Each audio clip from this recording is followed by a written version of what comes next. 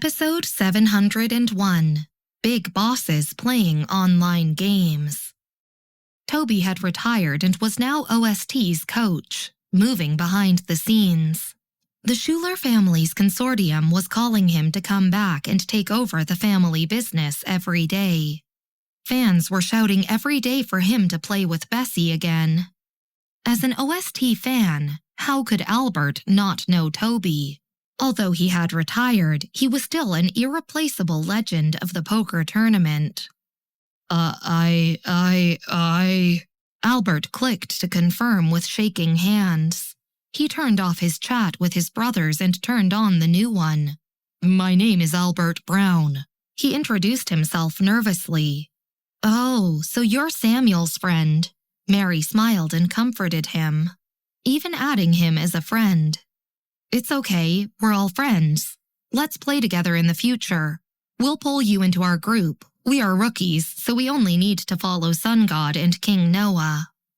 Upon hearing them mention King Noah, Albert turned and looked at the account. Noah Hyber? The Miller family's house. James was talking to the people in the hall. Mr. Miller, The person glanced at James and stopped talking. James raised his teacup. The tea you brought tastes very good. Bessy will definitely like it. The speaker broke into a cold sweat and immediately stood up. It's fine as long as your daughter is satisfied. Mr. Miller, I'll leave you to it. James looked up at him surprised. Didn't you have something to tell me? The speaker didn't dare to lift his head, thinking that the rumors outside were correct. This James was too good at pretending and was a witty old fox. Before he could speak, he had directly mentioned Bessy. He directly left. After the man had left, James put down his teacup and wondered aloud. Why didn't he tell me what it was? Forget it. Is Bessy back? I'll go ahead and play chess with Brother Ken first. Jack said, I'll prepare dinner. You can go find Mr. Ken. James went to the back garden to look for Kenneth. He had stayed in Evanston for a long time and had learned lots from Marvin and Bessy. In the beginning, James had been able to beat him in chess, but they were evenly matched now. During dinner, Bessy returned with a bag of craft paper. Sign it. She tossed it over to Kenneth. It was the peace treaty she had brought back from the last conference held in Austria. Kenneth said calmly, Let's talk about it next time. Bessy crossed her legs and glanced at him. Do you want to fight with me too? James served the braised pork ribs and hot and sour fish soup he had cooked and called Bessy over for dinner. Eat first and then talk to Brother Ken later. It's not good to be so violent. Kenneth clamped a piece of ribs and nodded. Since James and I are friends, let's have a competition. Go on. Bessy sat down and reached out for a piece of fish first. Kenneth glanced at her. Didn't your company just release a gunfight game recently? If you can kill more people than me, I'll sign it.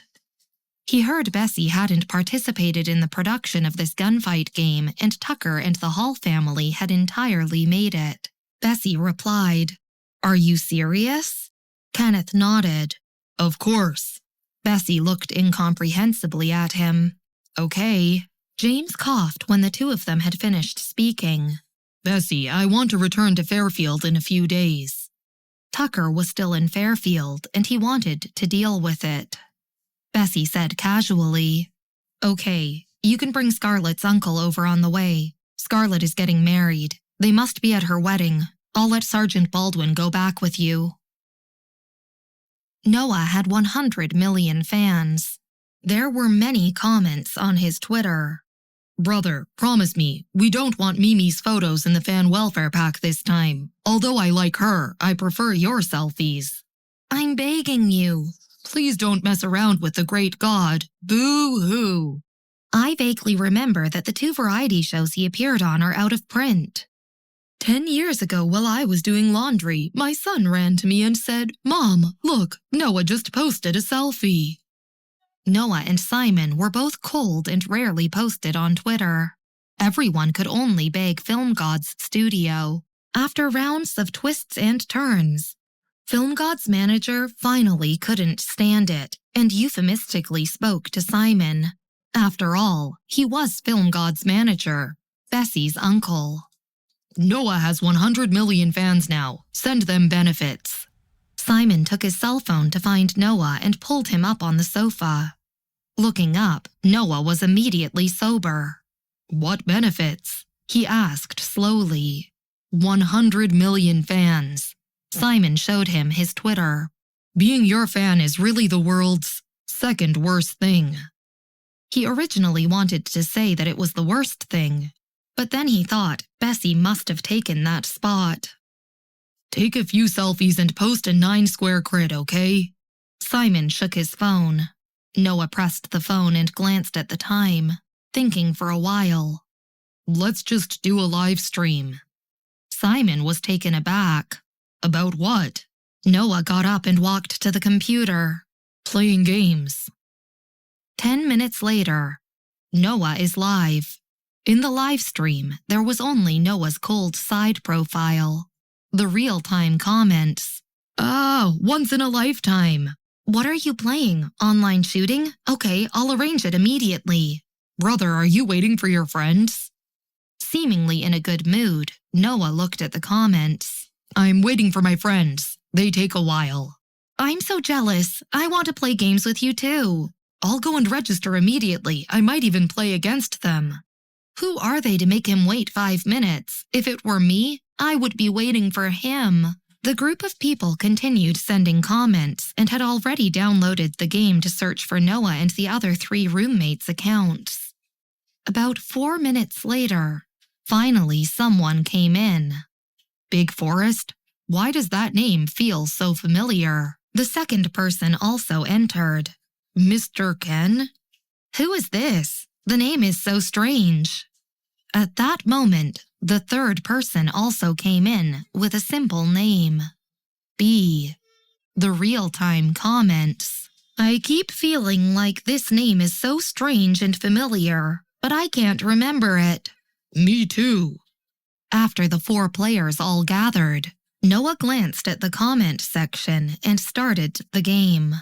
This was a gun battle game.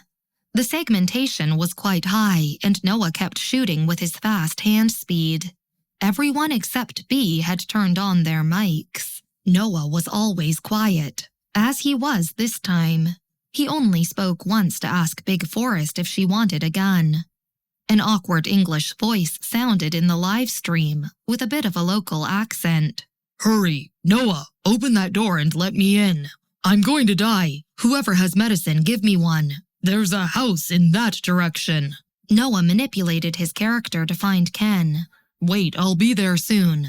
Ha ha, this Mr. Ken is a foreigner. His English is so broken. His grammar is all right. I'm in a trance.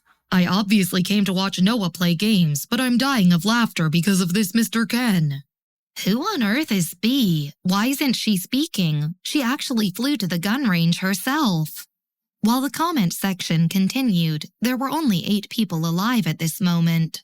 Big Forest stayed in the center, not daring to move, and laid down the whole time.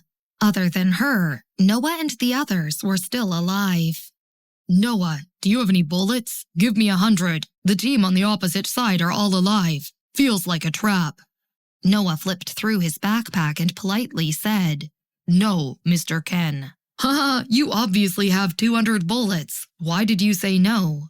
This Mr. Ken is too scary. I actually think 100 bullets is normal. Noah quietly took his pen and went around to the other side. At the same time, Mr. Ken took a smoke bomb and placed it at the foot of the opposite mountain. He instantly changed to a rifle and started sweeping the area. It was obvious that the enemies had something up their sleeves. Mr. Ken lost and was knocked down by the enemies. Shit, come and save me. On the other side of the live stream, Ken hurriedly climbed to a bunker. Noah walked to the bunker and was about to search for him when the 4 people from the other team knocked him down.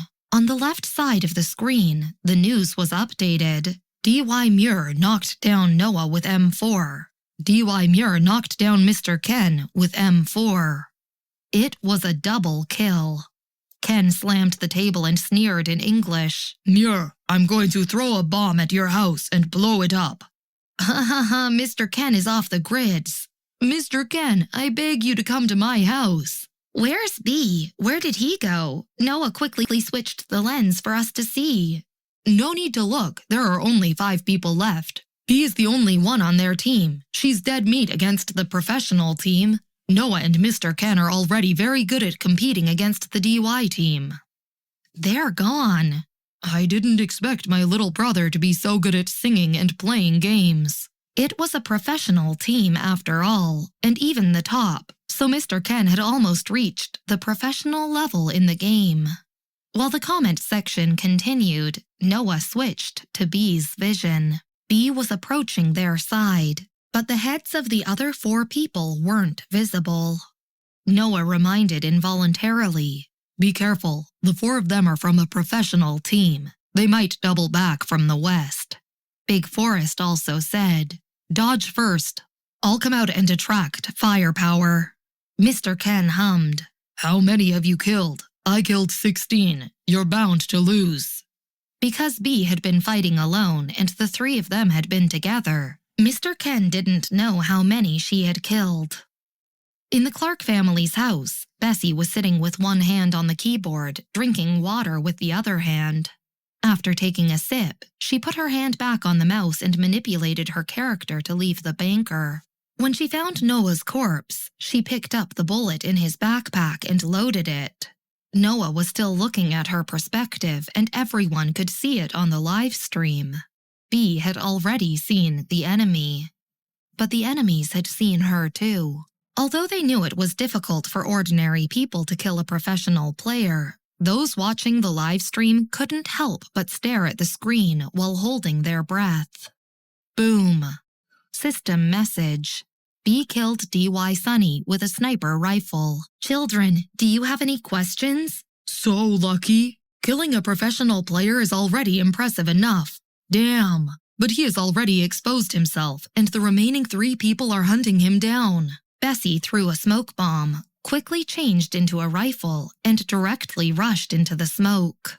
Irritable and direct, her hand speed was so fast it almost looked like a hallucination. B killed DY Faye with a rifle. B killed DY Dirk with a rifle. B killed DY Muir with a rifle. The game ended in an instant, and the screen jumped to the victory message. Mr. Ken, 14 kills, 5 assists. Noah Hyber, 4 kills, 7 assists. Big Forest, 1 kill, 6 assists. B, 31 kills, 0 assists. Bessy took off her headphones and said lightly, You lose. Sign the agreement. Ken was speechless. The lively comment section was empty for about 10 seconds, and then directly exploded. Fuck, what happened? Is this the return of the Wild King? Such a high score, he almost slaughtered everyone. WTF? Noah livestream was on the hot search. Mr. Ken was on the hot search. B was on the hot search. Someone cut Mr. Ken's broken grammar into a funny little video, and there were comments below. I searched a little. Mr. Ken's account has his real name. It's too cute. He's really a foreigner. Please give Mr. Ken a live stream. I can give him rewards. A bunch of people vowed they had been hanging, until a comment appeared. Those who think it hung, go to the international area and search for B's account. 2 minutes later, the first hot comment deleted his own comment. The second hot comment deleted his own comment. The third hot comment deleted his own comment. The blogger directly deleted this Twitter post. About 10 minutes later, the post that exposed Mr. Ken's Twitter and talked about B disappeared inexplicably, and the hot search disappeared into thin air. Blogger, where's the video of Mr. Ken? Boo-hoo, I knew it. Forget about B. But what's the matter with Mr. Ken? Where's my cute Mr. Ken? I'm crying. I thought I saw wrongly. What's going on? Do you have a representative to explain it? 10 minutes later, unimportant netizens appeared again. Is anyone in Austria? You can search for Ken. You should be able to find 2 historical news. The blogger who had organized Mr. Ken's Twitter and set up a fan club for him also asked his friends abroad to search for it. A minute later, his friend posted a screenshot. Recently, Austria joined hands on a peace agreement. The first most dangerous terrorist in the world has always been the target of Interpol. Episode 702. The Guest List for the Banquet. The blogger thought that his overseas friends were trying to joke with him. However, this friend of his was a professor. He was a strict person. Surely he wouldn't joke about this kind of matter, right? The blogger typing on his keyboard with shaking hands. Could they have the same name? His close friend said, I feel that someone like this wouldn't waste his time on games. The blogger also wouldn't believe that someone as legendary as him would play games with Noah. Noah was just a singer. Even though he was the best American singer, he has nothing compared to that guy, right? As he thought about it, the blogger opened Twitter again and clicked on the homepage of the unimportant netizen. That profile had gotten popular, as he seemed to know quite a bit about the inside stories. The users from Twitter felt the person belonged to the capital's inner circle. There were 4 million followers of that profile. He was already famous online. The blogger looked at the profile information. Graduated from Northwestern University, 26 years old. The blogger texted his close friend, I'm scared. Close friend responded with a question mark. The blogger then wrote, No wonder my Twitter was deleted. No wonder Emperor Hyber addressed him so formally. I understand it all now. I addressed Ken as a primary school kid today. The blogger wiped the sweat from his face and continued. I even called him cute. The blogger was close to tears as he thought about it. He then continued. I even asked if he wanted to live stream during the game. I even said that I could make him a live streamer in my company. His close friend responded. Would Emperor Hyber's friends need the money? The blogger then said, That's right, I must be crazy. I even wanted to create a support club for him. Would I die if I talk to a terrorist in that manner? Is it too late for me to delete my account? His close friend from overseas was speechless. As he typed, the blogger remembered what Mr. Ken said during the live stream. I'm going to bring a bomb to your home and destroy it. Damn. The creator took a deep breath to calm himself down and continued. It should be fine. If I were to die, the rest of the viewers would die with me. You can head offline first. I'm going to seek comfort from Twitter. I wasn't the only one that said Mr. Ken was a primary school student.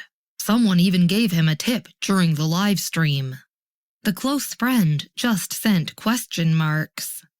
Some of Noah's fans saw the images and were confused, too. I've settled Ken, Bessy said as she asked Sergeant Baldwin to send the contract to Ken. She then prepared to call Jared.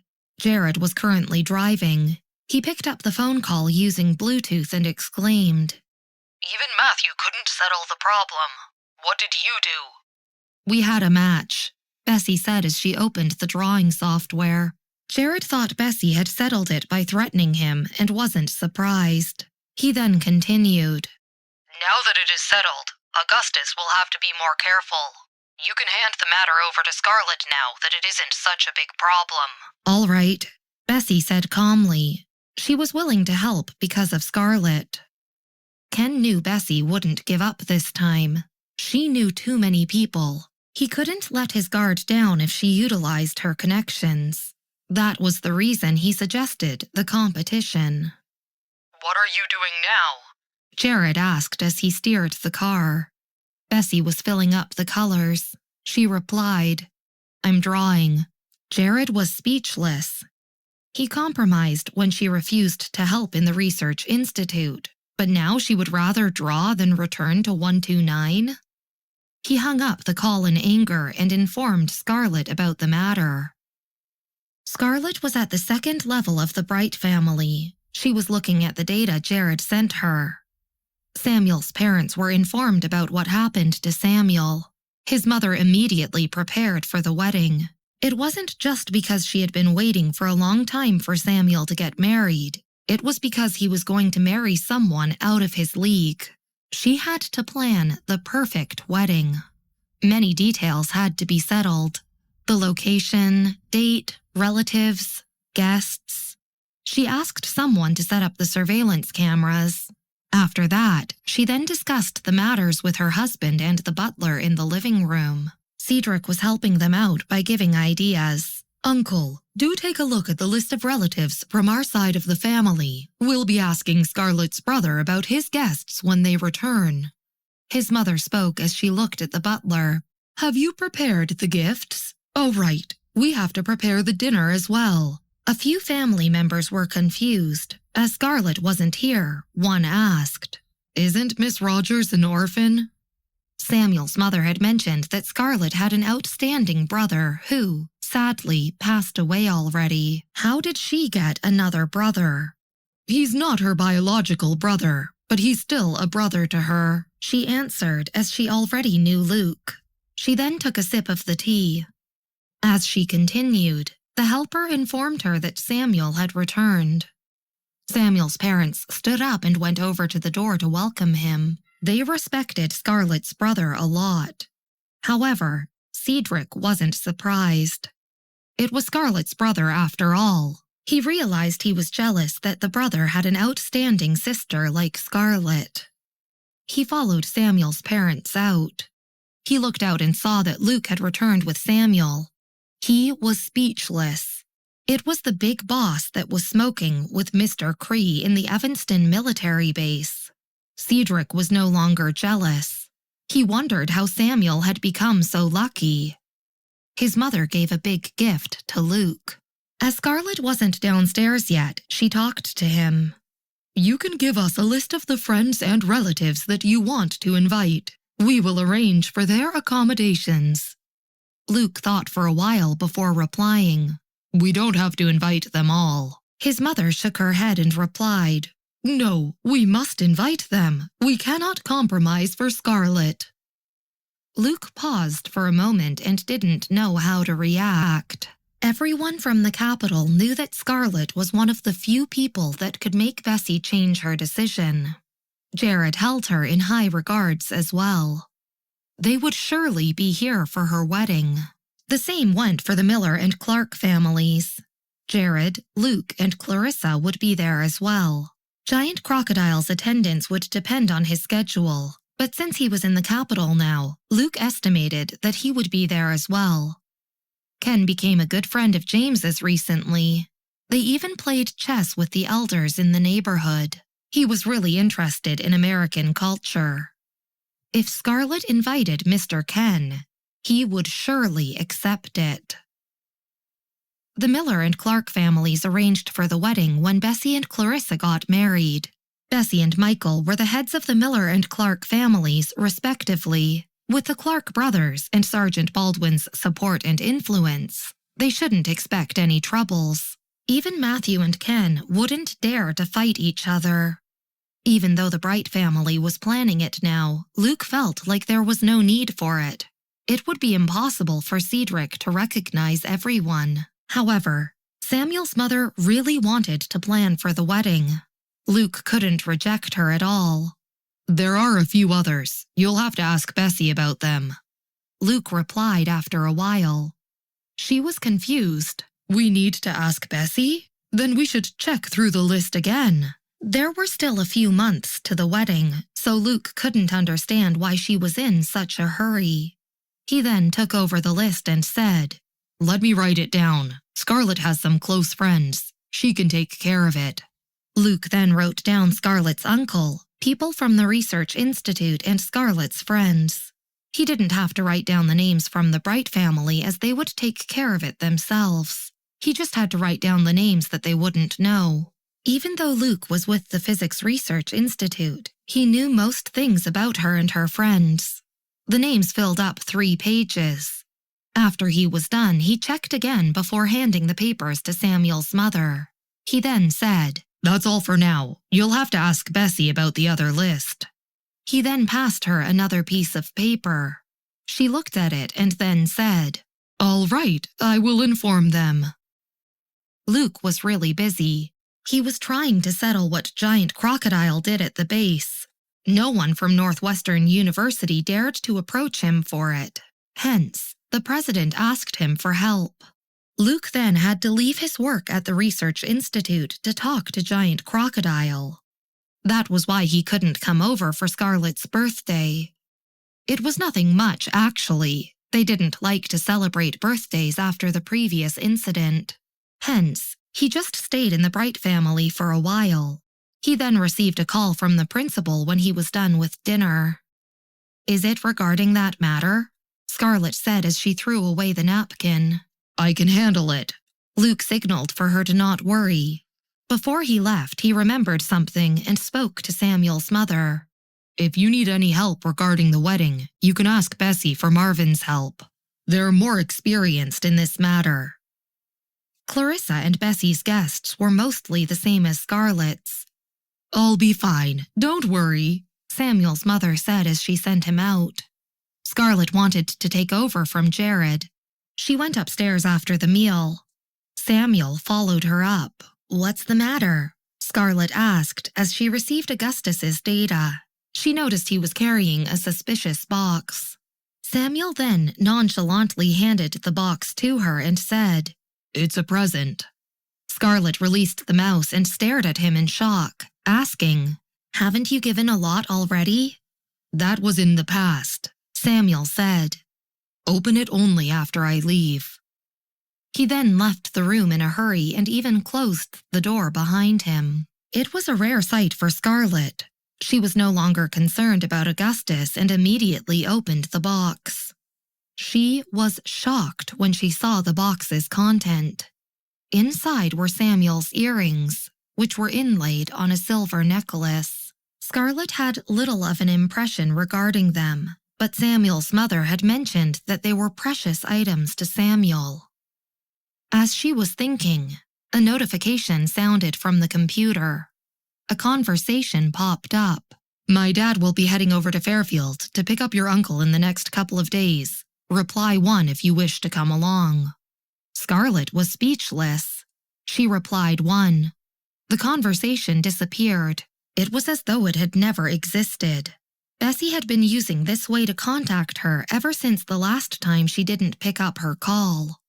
Scarlett looked at the conversation. She immediately remembered that she had asked Michael why he gave Samuel a copy of the 3-character classic a couple of days ago. Michael paused for a while before replying, "Spare the rod, spoil the child."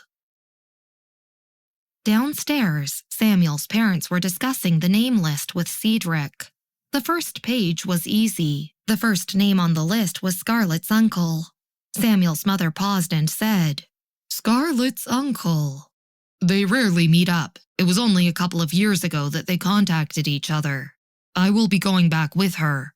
We will settle everything when we reach the capital.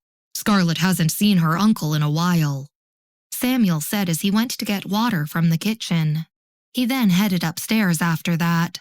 His mother wanted to ask why Scarlett never asked about her uncle before, but she stopped herself when she remembered what Scarlett's father did in his career.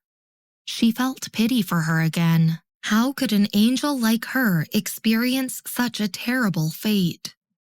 In comparison, Samuel was a rascal, even though he had a wonderful family. She glared at him when she thought of this and said, "Leave then." Samuel was confused. His mother didn't look at him after this and focused on the name list. However, when she saw Scarlett's colleagues, she noticed something was weird. Mr. Grint and Luke were there. The Flores family was there too. They wanted Scarlett to be their godchild for the longest time. This was especially the case for President Flores.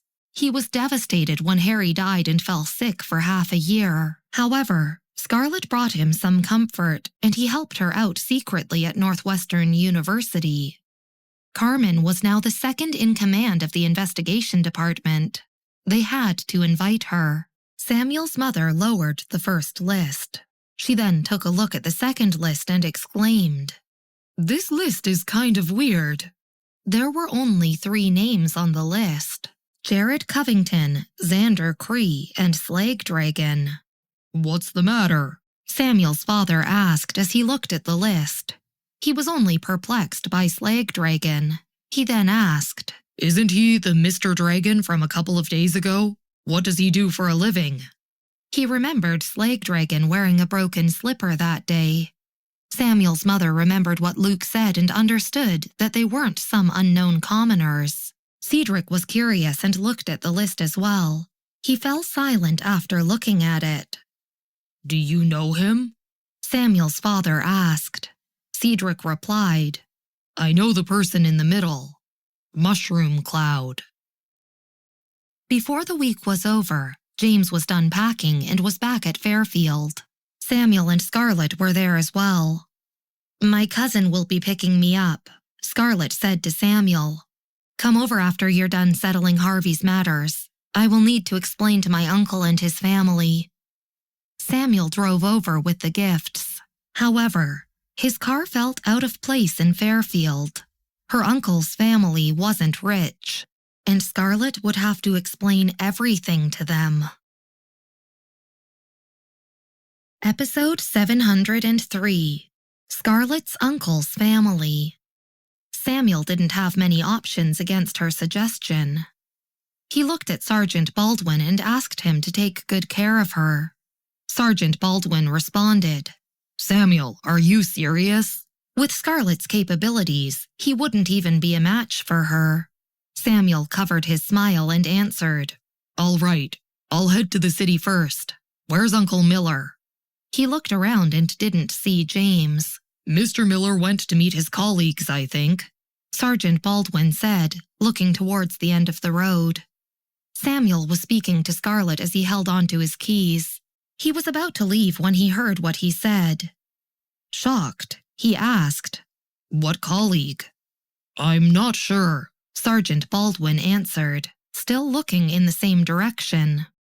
"All right, take good care of him then. There shouldn't be much danger here." Samuel then left and drove towards the city after speaking for a while with Scarlett. Sergeant Baldwin and Scarlett waited for a couple of minutes before James approached them with another middle-aged man. The middle-aged man was tanned. His clothes were dirty and he was even holding a safety helmet. Even though James was wearing a custom-made branded suit, he didn't despise the middle-aged man. He patted his arm and introduced him. "He's Bessy's uncle." Scarlett greeted Jessie. Sergeant Baldwin was shocked. He then respectfully greeted him as well. "Hello. How's your brother? I've heard that your parents are no longer around. Don't be sad. Your brother is capable as well. Where's Bessy?"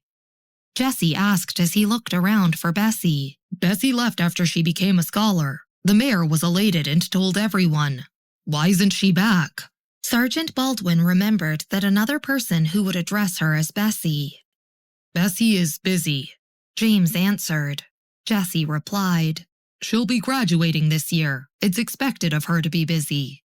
James nodded. He then looked at him and asked, "Why didn't you come to the capital?" Jessie was busy with a project when Bessy got married. Jessie shook his head and said, "I'm not coming. You mentioned that I cannot work in construction in the capital. That's the only thing I am capable of doing. How would my family survive if we moved there? I don't have a smart daughter or a capable brother like you." Bessy's information couldn't be found online, but Zeke and Tucker were on television before. Hence, everyone in the town knew that Zeke had a brother who was a star. However, they wouldn't know that Zeke belonged to the Miller family. Only the people in the inner circle would know about his family background. As they spoke, Scarlett's cousin arrived. A silver car stopped in front of her. Then a lady got down. She checked the photo on her phone and recognized Scarlett. She then asked shyly, "Are you my cousin Scarlett?" She had a ponytail and looked like an obedient girl. "You must be Leanna," Scarlett answered smilingly. She had their photos all along and immediately recognized her cousin, Leanna Rogers. Scarlett wasn't as cold as Bessy, especially recently. She became even gentler. She was even more approachable when she smiled. Possibly they were related. Leanna liked this attractive cousin already and said, "You look gorgeous. No wonder my dad commented I didn't inherit the good parts of his genes." "How am I gorgeous?" Scarlett answered smilingly. Leanna thought Scarlett was just being humble and smiled. She was then introduced to James and Jessie. James never appeared in front of the public before. Hence, unless they actually knew who he was, they wouldn't associate him with Zeke and Bessy. Leanna didn't know who he was as well. "I'll look for you in a couple of days. I will be drinking with my friends tonight," James said to Scarlett. They then went their separate ways at the junction. Scarlett followed Leanna to their house. Leanna's house was some distance away from Fairfield. It was a 2-story house with its own backyard. When the car stopped, Scarlett saw an Audi parked outside. It was a rare sight to see an Audi here. "It belongs to my brother's girlfriend. Her mom is coming over and my parents are hosting her. Else they would be the ones coming to get you," Leanna said softly. She breathed a sigh of relief when she saw Scarlett didn't mind it. She then brought Scarlett in. When they entered, there were some people in the living room. However, something was amiss. "Dad, cousin is here," Leanna said excitedly when she entered. "Scarlett?" The guy sitting on one of the chairs said excitedly when he heard that. He stood up and walked over. He took a long look at Scarlett and said, "You look exactly the same as your mom." Scarlett couldn't hold in her tears when she saw the tears welling up in her uncle's eyes. Her mom mentioned this uncle treated her really well in the past. "Since you guys have guests, I will be heading off first. We should discuss Luca tomorrow," the middle-aged woman said as she got up to leave. She had an aura around her.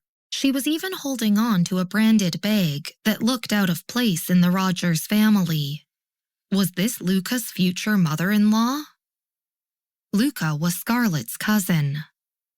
Scarlett was in the investigation industry and could tell from the look on her uncle's face. She then looked at the middle-aged woman. Leanna brought her upstairs as she knew what was going on. She said, "Cousin, let's take a look at my room. You will sleep with me tonight." When they got upstairs, Leanna told her everything after closing the door. "That's my sister-in-law's mom. My sister-in-law is a really nice lady, and she has been together with my brother since high school. They both enrolled at Ohio State University together. However, her family seems to run a business." Downstairs in the kitchen, "Watch the stove. I'm going upstairs to find Scarlett," her aunt said with a look on her face. The uncle sighed and said, "We must endure this for Amanda. She treats you as though you were her mother. If you don't like the Kramer family, we can avoid them. It would be up to the both of them after all. Amanda is different from her mother. I'm aware of that," her aunt said as she took off her apron. Her tone changed when she talked about Luca's girlfriend. "There's no way I'm going to their house tomorrow. I'm bringing Scarlett and Leanna to the mall." "All right then," her uncle compromised. Scarlett saw her uncle was having problems with Luca's matters, but that they were heading out tomorrow. Hence, Scarlett mentioned nothing about Samuel and even asked him not to come.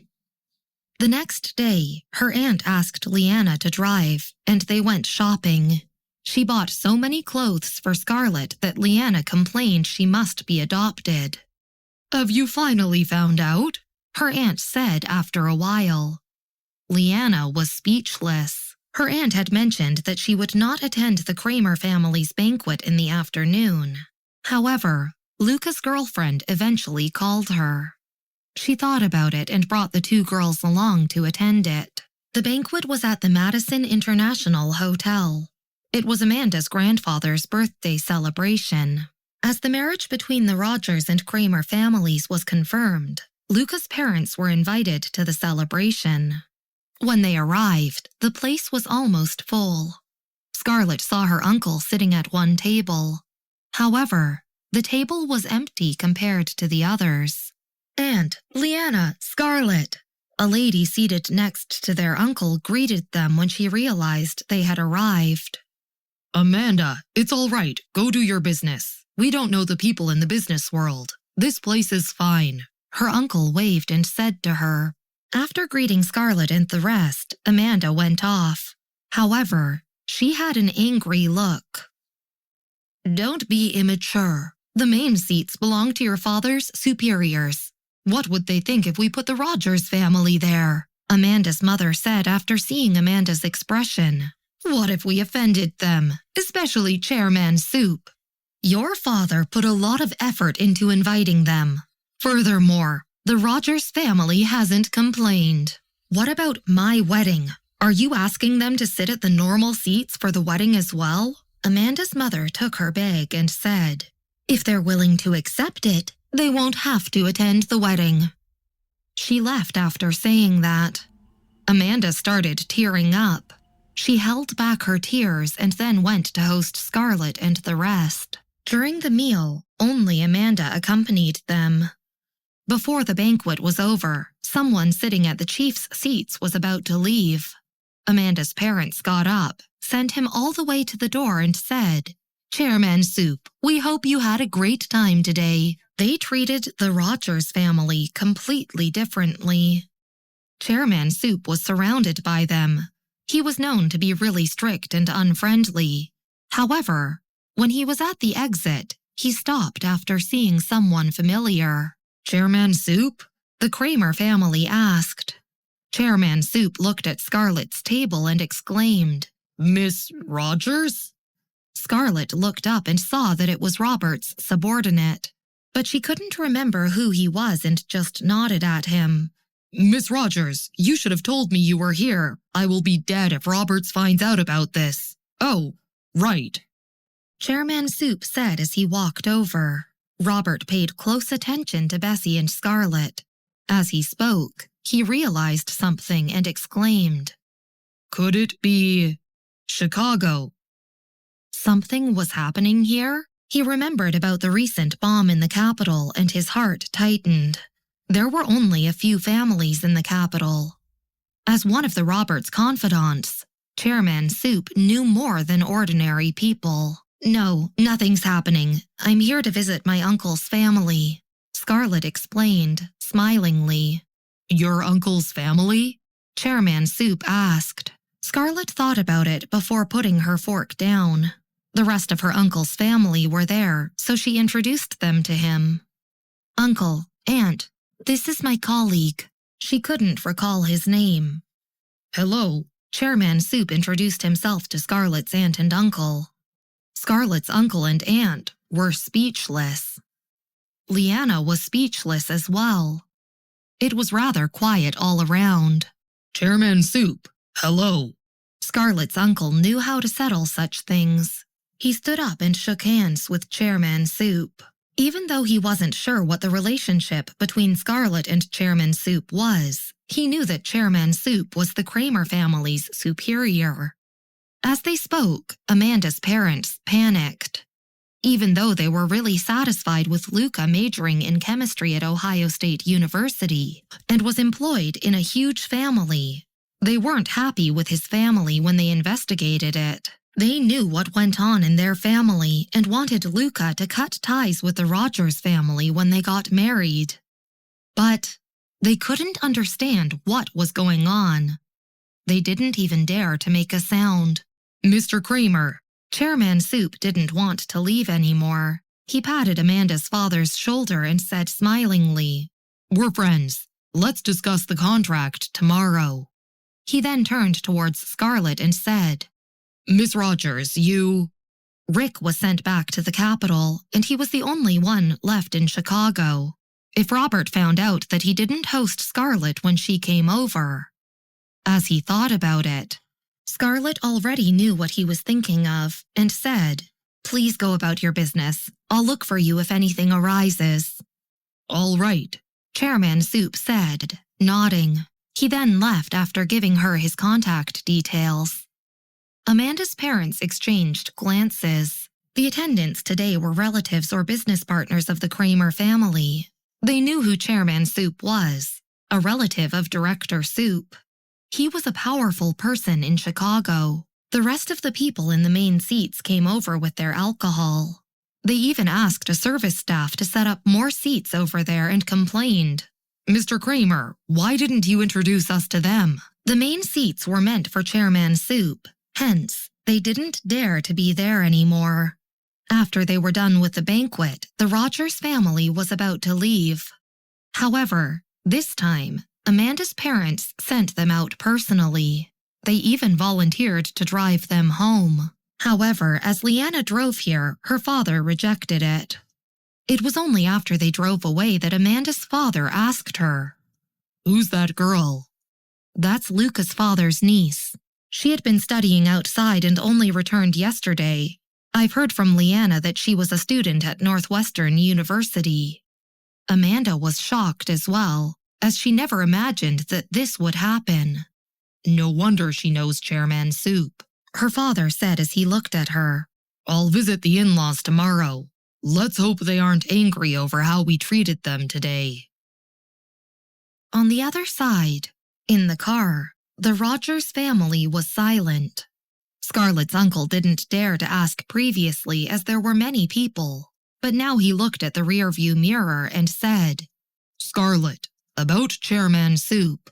"He's a guy that works for a person I know," Scarlett explained patiently. "We've met before, and they took great care of me." "No wonder." Her uncle nodded and said, "What does Chairman Soup do for a living?" "He's in the media business. His company is in the capital," Scarlett answered. Leanna finally spoke with a sparkle in her eyes. "Cousin, did he ask you to be a star?" "Me?" Scarlett laughed. "How could I be a star with my looks?" "Wait, what do you mean by your looks? What's wrong with your looks?" Leanna was shocked. Her aunt looked at her as well. "I look too normal. There's nothing special about me. How could I enter the show business?" Scarlett's perception was that only people that looked like Bessy could enter the show business. Everyone fell silent after what she said. Scarlett stared at Leanna and her mom in confusion. After a while, Leanna realized she wasn't joking. She then said, "Cousin, do you have a misconception about how pretty you look? You look normal? I wish to look as normal as you then." Her cousin must have thought that she was an idiot. Scarlett smiled and said nothing. What Leanna wasn't aware of was that in Scarlett's social circle, even Samuel looked better than her. She couldn't compare herself to Bessy, Michael, and Noah. Thus, Scarlett never thought that she was good-looking. While deep in thought, Scarlett's phone rang. It was Samuel. "Have you told your uncle? I'm arriving tomorrow." Samuel was busy. She could even hear the interrogation happening. Scarlett lowered her voice and answered, "Yep, but don't drive that car of yours." "Why?" Samuel was confused.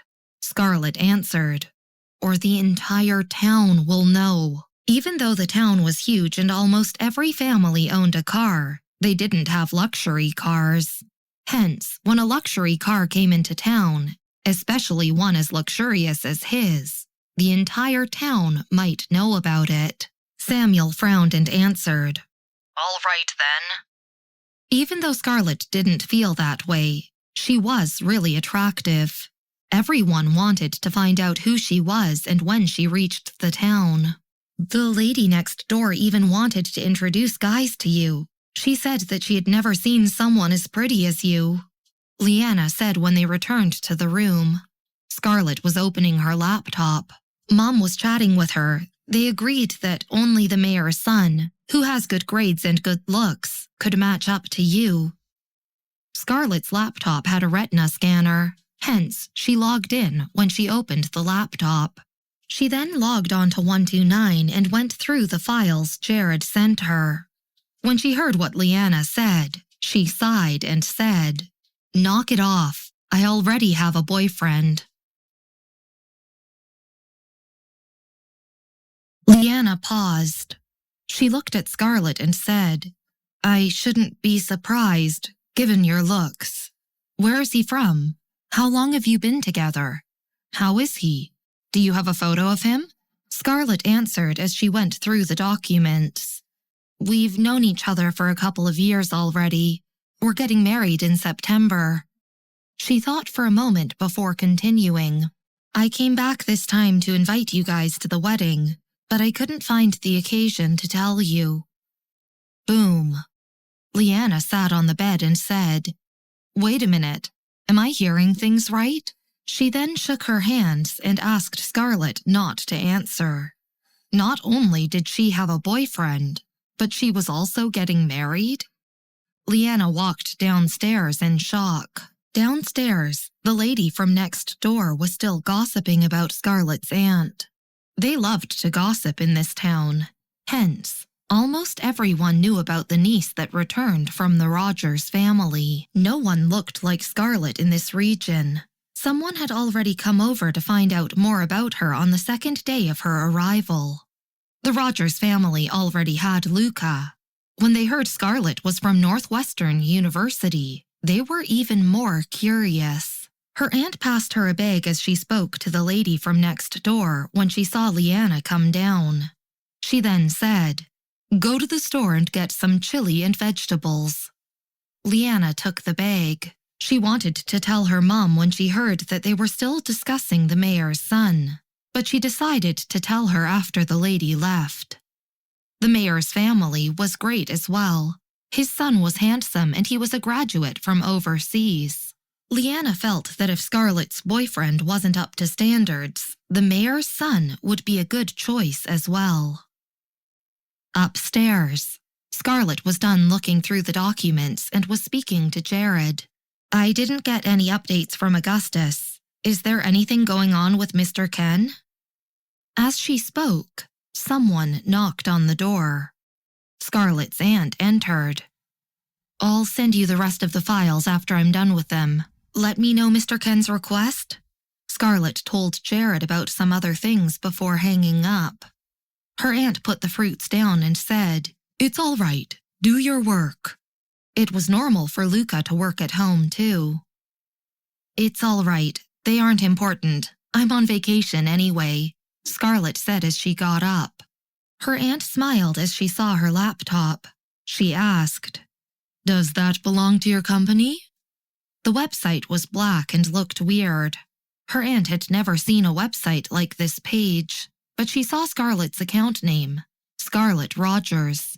That was how she had guessed it belonged to Scarlett's company. "I guess you can put it that way," Scarlett said as she looked at the laptop. Her aunt nodded and handed her a piece of apple. She paused for a while before asking, "I've heard from Leanna just now. You have a boyfriend? You should bring him over. What does he do for a living? Let us take a look at him." She looked at Scarlett and felt that she must have been lied to. Why was she getting married suddenly? Her aunt was worried. He's from the military," Scarlett answered. Her aunt was even more worried and said, "Oh, bring him over if you have the time." "He was supposed to come with me, but I wanted to inform you guys first." Scarlett asked her aunt to sit down and said, "I told him to come tomorrow just now." "Tomorrow?" Her aunt stood up after just sitting down. "You should have said earlier." She turned around in a panic and said, "Wait, let me ask your uncle to get some groceries from town. You. She then hurried downstairs. Scarlett couldn't respond in time.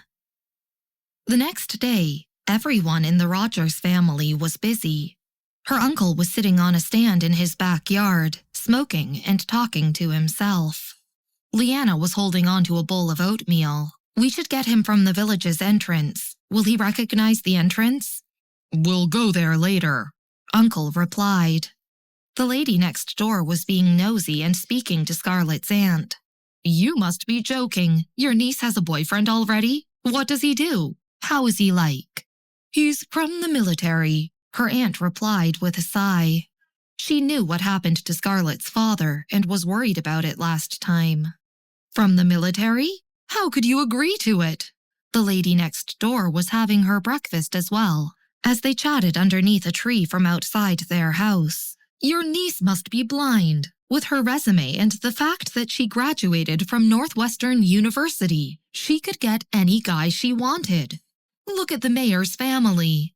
The lady from next door wasn't wrong. The common perception was that people from the military were there because they couldn't study. They weren't aware that there were schools that officers could attend. What's wrong? My niece's boyfriend couldn't be worse than her, her aunt said as she looked at the lady. Fine, your niece is the best. Your niece is capable, but she didn't choose a good husband. The lady next door didn't want to argue with her. She stayed around to look at the village's entrance. Just as the two of them finished talking, a car appeared on the horizon. The lady saw the car and said, I see a car. Could that be your niece's boyfriend? I think it should be. Isn't the car heading towards us? Let me see what he is like. She's not even attracted to the mayor's son.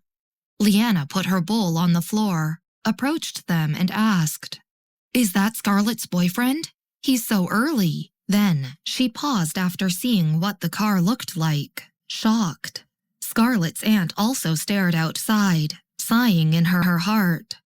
After Scarlett told her he was a soldier, she had been worried. She was afraid of repeating the same mistakes. However, since Scarlett had chosen this person, she buried her worries before seeing him in person. Upon hearing the neighbor's words, she put down her vegetables and gravely stood up. She looked at the town's entrance and called her husband. Go and see if it's Scarlett's boyfriend. Did he come early? Leanna, who had been staring at the road, also noticed the car. Scarlett's uncle stood up and walked forward. He had even prepared a firecracker event today. According to the town's traditions, they would set off fireworks for Scarlett's boyfriend today. The car was already approaching, and because they weren't nearsighted, they could all clearly see its appearance. It was a red two-seater, streamlined convertible model, looking beautiful and eye-catching. Several people followed the car. Some people even took pictures on their cell phones, with expressions of envy on their faces. The neighbor and aunt couldn't recognize what kind of car it was and only felt it was expensive, though they couldn't imagine how expensive. In the countryside, they would occasionally see BMW and Benz, but such a car was never seen, even in the town, let alone here. It's a Lamborghini? Other people were ignorant, but not Leanna. Whose car is this? She secretly picked up her phone and stared at the car. This is your niece's boyfriend? The neighbor stammered a little. Scarlett's aunt also thought that the car looked new and beautiful, and she shook her head. No, it's the wrong place. Her uncle felt so too and put the firecrackers down. The neighbor heaved a sigh of relief. I knew it. It can't be so. Looking up, she was about to say something else when her words were swallowed back into her belly. Holding on to a bowl, Leanna was in a daze, perhaps because it was too unbelievable, and she stuttered. Mom, look. Isn't the car driving in our direction? To be honest, the neighbor had seen it too, and her face was pale as a sheet of paper. I think so. While they were talking, the car stopped 10 meters away. Both sides of the door automatically opened outwards. A few young people and children rushed to hear the news and exclaimed. A pair of sneakers stepped out of the car first, and then a man in white casual clothes came down. He was tall, at least 5 feet 10 inches tall, and took off the sunglasses on the bridge of his nose. A chiseled, handsome face was revealed. He looked like a superstar on an international show, completely out of place with the surrounding environment. The sounds of exclamation not far away were a little weaker. Glancing around, his eyes lit up when he saw Scarlett's uncle and aunt. Then, he turned around and took 2 beautifully packaged bags from the front passenger seat. Step by step, he walked towards them. Under the uncle, aunt, and everyone else's shocked stares, he politely and gently said, "Uncle, aunt, hello, I'm Samuel Bright." Then he turned behind the door and smiled. "Scarlett should have told you I was coming today, right?" The neighbor was speechless. Her uncle didn't react for a while, but her aunt reacted quickly, squeezing Leanna and lowering her voice. "Hurry up and find your cousin." Upstairs, when Leanna came up, Scarlett had yet to wake up. She had stayed up late last night dealing with Augustus's matters. "What's the matter?" She saw Leanna's dazed expression. Leanna somewhat returned to her senses. "Your boyfriend is here. Go out and have a look." "Samuel?" Scarlett was a little surprised that he had arrived so early. She followed Leanna downstairs. The doors of the Rogers family's courtyard and Connor's door were both open. When Scarlett came down, Samuel was already talking to her aunt and uncle. At the same time, about a dozen people stood in the courtyard. Some children were also running back and forth. Her uncle brought Samuel and the others stools to sit on. "You're awake?" Upon seeing her, Samuel turned around and smiled. He handed her the candy that her aunt had given to the children.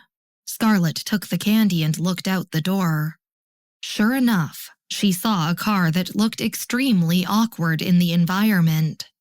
It was a bright red color, as if he had borrowed Slagdragon's car. "Didn't I tell you not to drive this kind of car?" Scarlett whispered. Samuel raised an eyebrow calmly. "I did change the car." Yes, he had changed the car, but he had replaced the 4-seater with an even more exaggerated 2-seater. "Hurry up and wash your face." Samuel led her into the house and waved at her. "Your uncle and I are greeting the others." Samuel's diplomacy was naturally a cut above everyone else's. He had learned from Robert as well, let alone her aunt and uncle. The whole town was spun under his spell. "Scarlett said that you're a soldier?" The neighbor looked at him. "I can't tell from your appearance. I thought you were a star just now. And I even think Film God is so-so in comparison." The mayor's son was really unworthy. Samuel smiled. "No, I can't compare with Film God." He couldn't compare with the entire Miller family. Their faces on TV were somewhat discounted. The neighbor shook her head. "Don't be humble." Leanna also glanced at him silently. "Yes." While they were talking, another car arrived outside, a BMW. It was the Kramer family's car. Everyone knew that Amanda and Luca had recognized one another. "Mr. Rogers, your relatives are here too?" Outside, the Kramer family's car stopped and saw a group of spectators gathered in front of the Rogers family's house from a distance. When they had driven a BMW to recognize them as relatives, the people in this village hadn't been so exaggerated. Amanda's father stepped on the brakes and saw the convertible parked by the gate. Although slightly surprised, the Kramer family had seen such a car too. Although they weren't too knowledgeable, they naturally knew that this car was issued in limited quantities. "Which relative is this?" Amanda's mother asked in surprise. Amanda shook her head. They were talking when they saw Amanda's father was rooted to the spot. "Why aren't you walking?" her mother called, puzzled. "It's not like you've never seen such a car." Her father wiped his face. It wasn't that he had never seen such a car, but he had never seen such a license plate. White, A070001. The others were unaware, but Amanda's father knew that the license plate was classified according to regions. Even fewer license plates were issued according to this style. Only important areas could obtain this, such as important bases and the Research Institute. He knew little, but he had heard of it in the business field as well. However, this was the first time he saw such a license plate. Many people in the village circled the car, and Amanda's father heard from them that this was the car of his niece's boyfriend. Thinking about President Soup and Scarlet yesterday, he was a little dazed. They were all businessmen and naturally knew their interests. Fortunately, his daughter and Luca had been in love for 7 years. Thinking of this, he felt a little relieved. He glanced at his wife, who knew nothing, and his legs trembled a little. When they entered, Samuel was sitting on the big bench, chatting with a group of people. His appearance was grandiose, and his brows were unrestrained, and his cynicism was suppressed. He indeed looked like an important figure. The Kramer family was all surprised to see Samuel. They didn't expect the Rogers family's niece to find such an outstanding boyfriend. Samuel, this is Luca's father-in-law and mother-in-law. Because of Samuel's sociability, Scarlett's uncle's earlier stiffness was already gone. If possible, he even wanted to call Samuel his brother. Samuel had previously investigated the Rogers family's affairs and naturally knew this. He calmly looked at Amanda's parents. Hello, Mr. and Mrs. Kramer. Amanda's father hurriedly waved his hand. Mr. Bright, don't be so polite. Please sit. The Rogers family and the others glanced at him, finding his attitude a little strange. But there were so many people in the yard, and their attention was quickly attracted by Samuel. Everyone in the neighborhood asked Samuel what he was doing now. Mr. Bright, your family runs a company, right? People in the countryside couldn't see the brands on Samuel's body, but judging from his extravagant aura, let alone branded goods, even his clothes hanger could make him stand out. The biggest thing they could think of was a big company, and they couldn't imagine anything else. Samuel took a cigarette handed over from Scarlett's uncle. No, my ancestors were all soldiers. My mother's family started a company. No wonder, the neighbor said with a smile. Your aunt said that you were a soldier. I didn't think you had such a temperament. These people talked and laughed, unaware that Amanda's father's expression had already stiffened. Uncle, Aunt, drink some tea. Leanna brought out 2 more cups of tea for Amanda's parents. Thank you. Amanda's father stiffly held up the tea. The town hadn't been this lively in a long while, and even the people in the neighboring village had come to watch the show. When noon arrived, they slowly dispersed. However, some children were squatting by Samuel's car and eating their food. Because of Aiden, Samuel was now very patient with children. He even opened the door for the children to play with. Mr. Bright, be careful with your car. These little monkeys have no limit. Scarlett's aunt glanced outside and said to Samuel, who was helping her chop vegetables. It's okay, they just like to play. Samuel finished cutting the vegetables and said, Shall I fry that for you? No need. Go out and talk to your uncle and the others first. She was still worried about Scarlett when she heard Samuel was a soldier, but she had forgotten everything after meeting him.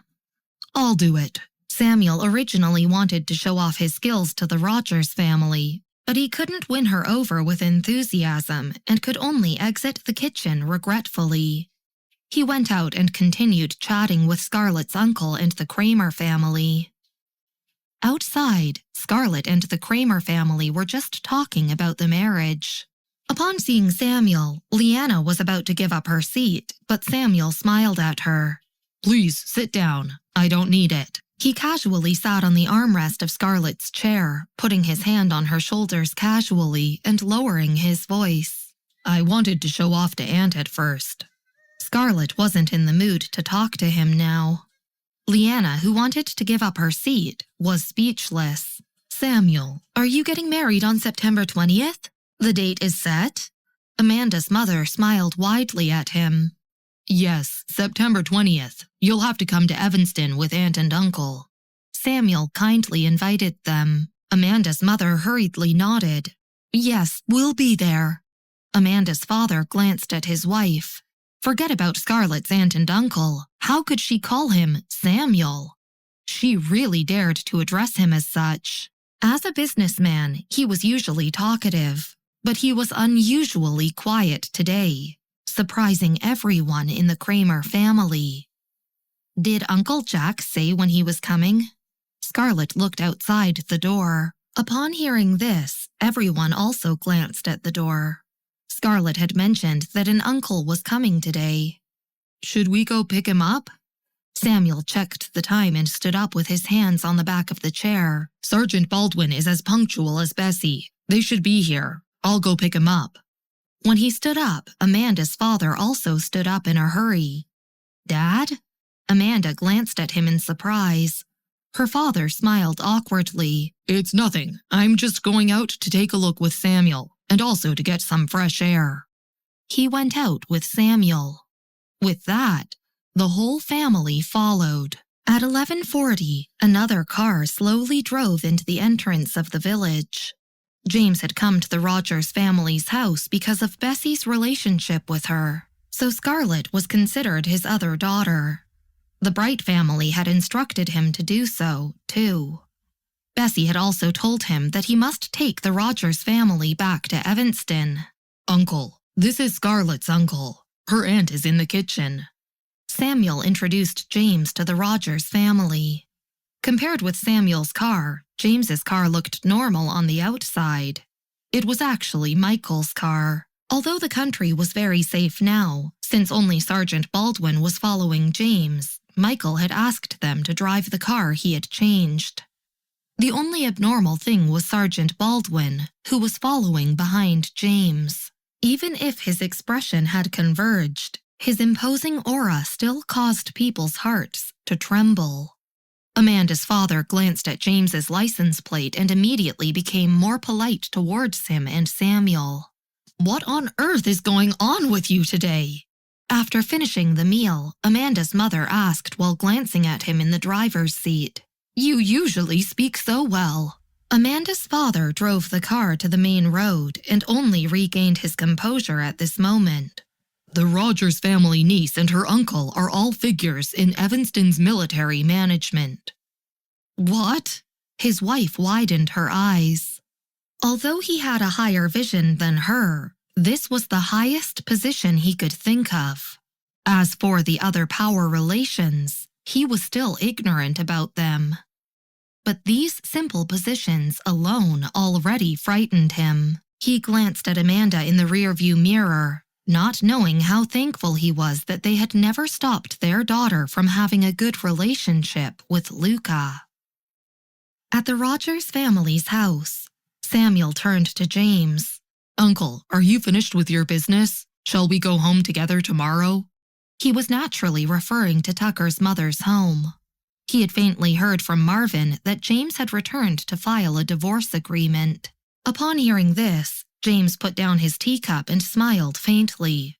"Let's go back. I want to see the little boy. I haven't seen him for several days."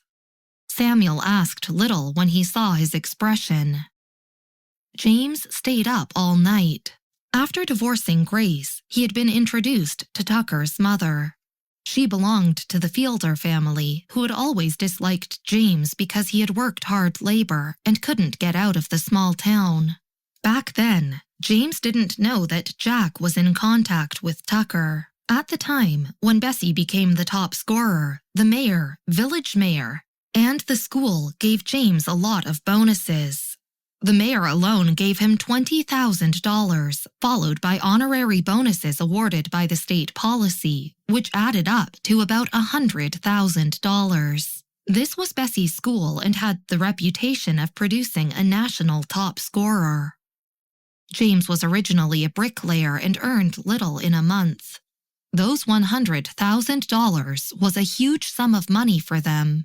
James had been very ashamed and yet proud of her at the same time. He had never taught Bessy before. Thinking about how it wasn't easy for her to attend school alone, and how she would definitely refuse Grace's money given her temperament, He had planned to give her the $100,000 and his monthly wages. He didn't expect his wife to directly give the money to her brother to buy a house in the city. James had always had a good temper. She also liked him at the beginning because of his naive character and good temper. Who knew that James actually quarreled with her over this matter? It was terrifying when a usually good-tempered person flared up, and even James had felt uncomfortable at that time. In the first place, he had done nothing for Bessy and had been happy for her when she became the top scorer. Who knew that in a blink of an eye, her bonus had been used to buy a house? James was an orphan at that time and had actually married into the Fielder family. As a son-in-law, how dare he make trouble in the family? His wife's brother had directly told him to get lost with Tucker. The Fielder family felt that James wouldn't go far with Tucker and would only come back to beg them after a day. Who knew that James was also very stubborn and went to the construction site bringing nothing? After he left, Tucker told him that a strange person was looking for him. Just like that, James moved all the way to Evanston and met Jack. From then on, he also knew he had no abilities and couldn't do anything, no matter where he was. He asked Tucker to follow Jack and treat his sister well. The Fielder family was probably still waiting for him to return and admit his mistake. James had been foolish in his early years, but after chatting with Jack and the people around Bessy, his knowledge had grown along with his IQ, and he slowly realized. After he married his wife that year, the other family had kept asking him about Anne. In the beginning, James had gone to the school to see Anne because of his wife's request, and she had never allowed him to see Bessy either. He didn't understand before, but he could see clearly now. While thinking of this, he sent a video to the Miller family mansion. Jack pointed the cell phone towards Aiden for James to see. "James." Seeing how listless he was, Jack couldn't help but ask with a smile, "Didn't you go back to see your relatives? Why are you still unhappy?" James teased Aiden through the video and then turned to Jack. "Jack, why was I so foolish a few years ago?" Jack immediately guessed the reason behind his listlessness. "James, it's different." Jack put Aiden on the sofa and let him play with the building blocks. After thinking about it, he said, "Most people in the world have parents and teachers, but when you were young, nobody taught you how to differentiate the good from the bad. You need to spend a lot of time and effort to know which road is bad, and take a long while in society to figure it out. So don't put too much blame on yourself." Jack couldn't help but sigh. No matter what, Bessy had a grandma, but James really had nobody when he was young. The biggest wish of all orphans was to have a family, as was James's. Jack could understand his feelings. Although he could live anywhere now, there was nowhere that gave him the feeling of being home. James was still depressed. Jack didn't manage to persuade him. In the past few years, Jack had watched James grow. He hung up and turned around to call Bessy to tell her about this. Michael and Bessy both respected James and didn't interfere with his private affairs, especially about the Fielder family. He was afraid that Bessy wouldn't listen to him. Zeke had only helped James erase his contact with the Fielder family and hadn't handled other things. James originally returned this time to solve the Fielder family's matters. But given his attitude, it probably hadn't been resolved. "Miss, at that time, James and Tucker were chased out because of your $100,000 bonus." Jack shook his head. "If I hadn't sent people to find Tucker, I don't know what would have happened. This family has never agreed to the divorce. This time I asked Sergeant Baldwin to bring $1.5 million home, but their family still refused to divorce."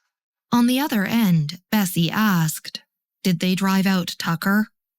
No wonder Tucker never mentioned that he wanted to go back, even after so many years.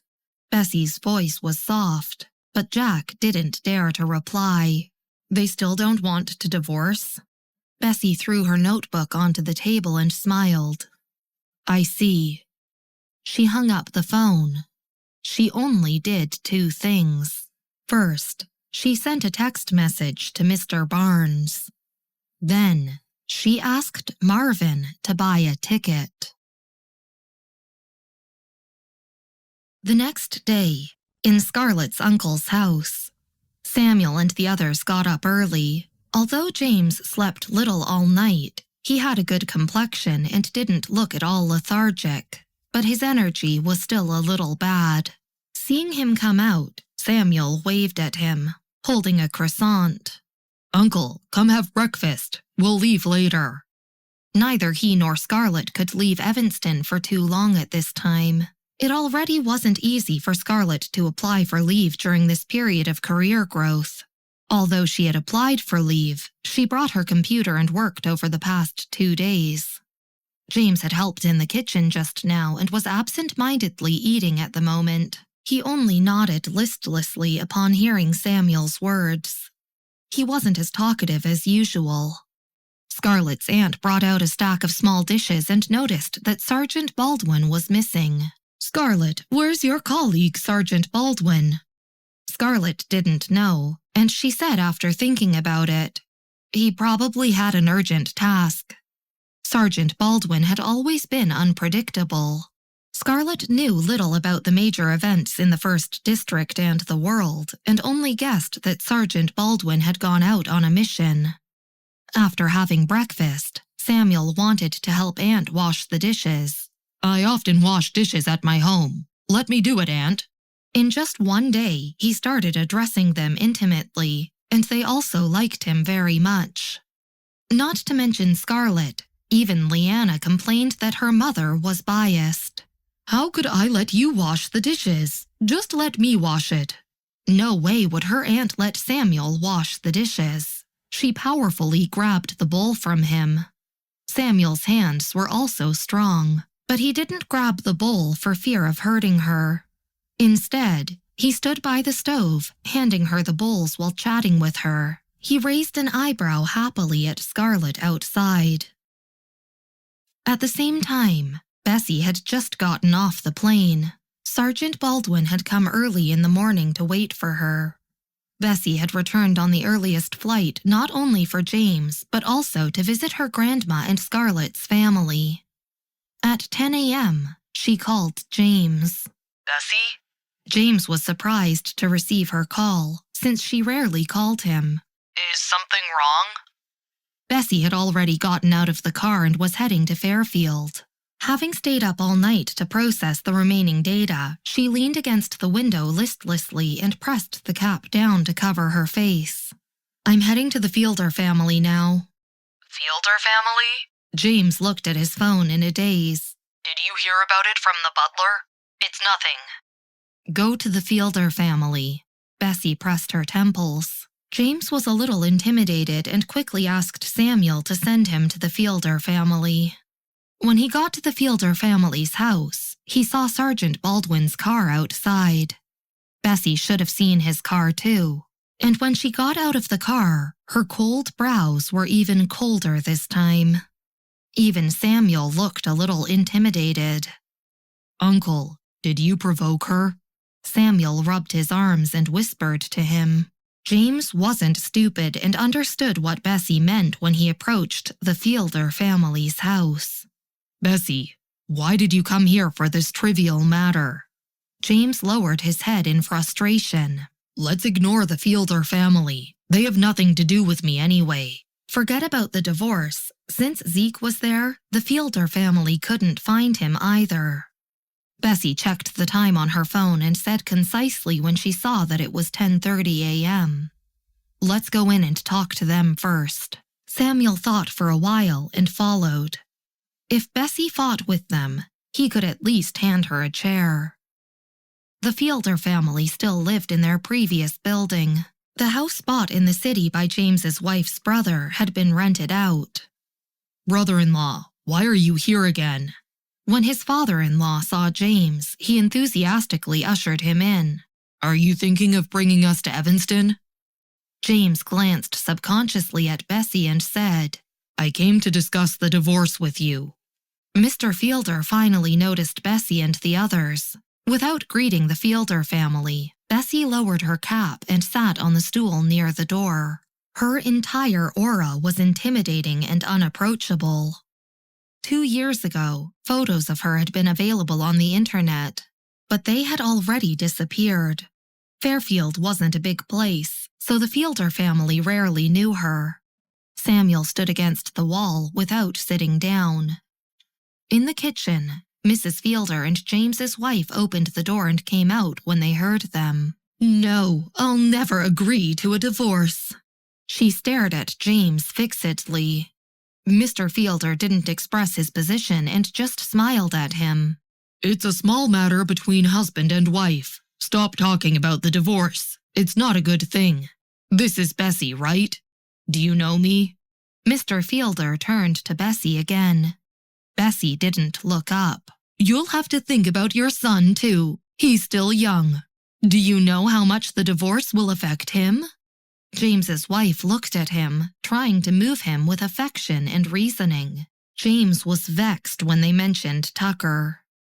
Back then, because of Bessy's violent incident, the Fielder family had told Tucker more than once not to become a monster like his sister. James thought about it and realized that Mr. Fielder had probably been afraid of his son snatching the Fielder family's property from his son, so he kept picking on Tucker. But at that time, Tucker had indeed been withdrawn and unpleasant. If you know that he's young, why did you drive him out in the first place? James endured his anger. James's wife was also in the wrong. She thought that they would come back within a day, so she hadn't stopped her brother. She didn't expect James to last so long. It was all a misunderstanding. Seeing that Bessy was ignoring him, Mr. Fielder looked away and smiled somewhat complacently when James looked irritated. Don't be angry. You know, you can't possibly divorce my sister. The Fielder family naturally didn't know about the Miller family's affairs, but they all watched TV and knew that Tucker was Zeke's nephew and even had a good relationship with him. Zeke was worth hundreds of millions of dollars alone. As long as they weren't fools, they knew that rejecting the divorce was the most profitable action. Mr. Fielder was extremely stubborn. It was fine as long as his sister didn't let go. Bessy looked at the time and finally looked up. She crossed her legs and raised her chin towards Mr. Fielder. Do you think I'm here to discuss the divorce with you? What did she mean? Mr. Fielder had yet to figure it out when she picked up a call. Yes, it's on the 3rd floor. Hurry up. Outside, a group of people climbed upstairs a little loudly. What's going on? The Fielder family exchanged glances. As soon as he finished speaking, a group of people came in. There were a total of 6 people headed by Sergeant Baldwin. They went straight into the house and arranged a table. It only took a few seconds for them to set up a computer and turn it on. Immediately, a trembling, fat, middle-aged man was brought in. Who were these people? The Miller family was dumbfounded. Sit. Sergeant Baldwin put down a chair by the table and told the middle-aged man to sit. Before Samuel could figure it out, another slender figure came in, holding a briefcase. Seeing the situation in the room, he pushed his glasses and said, I'm just in time. He handed Bessy the divorce agreement. Bessy glanced at it and threw it to her stepmother. Sign it. Samuel was speechless, as expected of Bessy. Today was a rest day, so the Bureau of Civil Affairs could be moved to the Fielder family. Samuel only wanted to start a live stream now. People on the internet always said that they would marry whoever could move the Bureau of Civil Affairs. He wanted those people to inspect the irritable Bessy, who had really moved the Bureau of Civil Affairs. Not only that, but she had also invited Mr. Barnes over. Mr. Barnes, a well-known lawyer in the industry, had been invited over for a divorce lawsuit. Samuel silently glanced at Bessy. Who else would dare to do this? Of course, Samuel didn't know that Clarissa had done it previously. These people didn't notice that the Fielder family was inevitably shrinking back in fear. It was because Sergeant Baldwin and the others really didn't look like good people. They wore suits, and their faces were emotionless and full of hostility, like those who killed on the road without blinking. James's wife held the agreement, not daring to look at Sergeant Baldwin and the other men. She only stared stiffly at her brother. "What's this?" Mr. Fielder took the file and looked at it. The two big words on it were very obvious. Divorce settlement. Mr. Fielder wasn't surprised that James and the others had come for the divorce today. However, he looked on and realized that the Fielder family wouldn't get a single cent from the divorce. How could it be? Bam! Mr. Fielder directly slammed the divorce agreement on the table. "We won't sign this agreement." "Why should we sign it? Even if we do so, didn't we agree to divide the properties?" Bessy remained silent and just glanced at him. Sergeant Baldwin understood what she meant and held Mr. Fielder back. "I advise you to sign it." Mr. Barnes had already sorted out all of the things and smiled freely at them. "My client will immediately sue you for not paying Tucker's child support. As for the division of property," he shook his head. "What you said reminded us that James was previously driven out of the Fielder family by you when he was penniless. He's still penniless and depends entirely on his uncle. After the divorce, if you want to divide his property in half, I'll appeal with the court." Mr. Barnes was right about this point. The Miller family's shares were owned by Gabriel back then, and Jack's shares belonged to Zeke. When Bessy returned and took the shares, she transferred them to Zeke. When Tucker grew up, it'd all be transferred to him. As for James, he was just the family's front, and the house he lived in wasn't his property. Mr. Barnes was right about saying that he was penniless. How could it be?" Mr. Fielder's expression changed drastically upon hearing this. "Why couldn't it be?" Watching the excitement on the side, Samuel also laughed. "You also know that James likes to work in construction. He has nothing to do in Evanston, and so he relies on his brother to support him. Didn't you know that? You don't want to divorce just because you want his brother's properties, right?" Mr. Fielder, who had been turning a blind eye to it, finally showed a flustered expression. "You're still not signing it?" Samuel subconsciously touched his ears, smiling evilly. With that said, Sergeant Baldwin shook the knife he was holding. Divorce? Mr. Fielder wasn't stupid. If his sister signed this agreement, then they would really be left with nothing. "Don't go too far. I'll call the police." Mr. Fielder took a step back. "Police?" Bessy stood up, tilting her head and smiling at him. She threw her phone onto the table. "Okay, there's a phone number for Chicago's captain of police on my phone. You can call him to complain." She indeed had the captain's phone, which she had saved after going to the police because of the fight. In the Fielder family's eyes, the Miller family was very rich because of Zeke. After all, there were rumors on the internet that Zeke was worth more than $500,000. Seeing that Bessy had the captain's phone number, he subconsciously glanced at her cell phone screen. The phone number was indeed marked Captain Marshall. His superior was Mary's father, and his subordinate was Matthew. Mr. Fielder wanted to say that Bessy was pulling a trick, but his words were stuck in his throat. Of course, Bessy ignored him and only turned to look at Mr. Adler, who was sitting in front of the computer. "Mr. Adler, please finalize the divorce." Mr. Adler had been briefed about this matter when he was carried over from his home. He hesitated for a moment. But Miss Miller, there's no internet here. I can't access the web client of the Bureau of Civil Affairs. Give it a try. You can definitely get in. Samuel understood this. Glancing at him, Mr. Adler searched the website of the Bureau of Civil Affairs and tried to log in. He entered directly after 2 seconds. He was stunned for a moment before reacting. I'll finalize it now. Sergeant Baldwin handed James's wife's ID to him and asked James to pass him his ID too.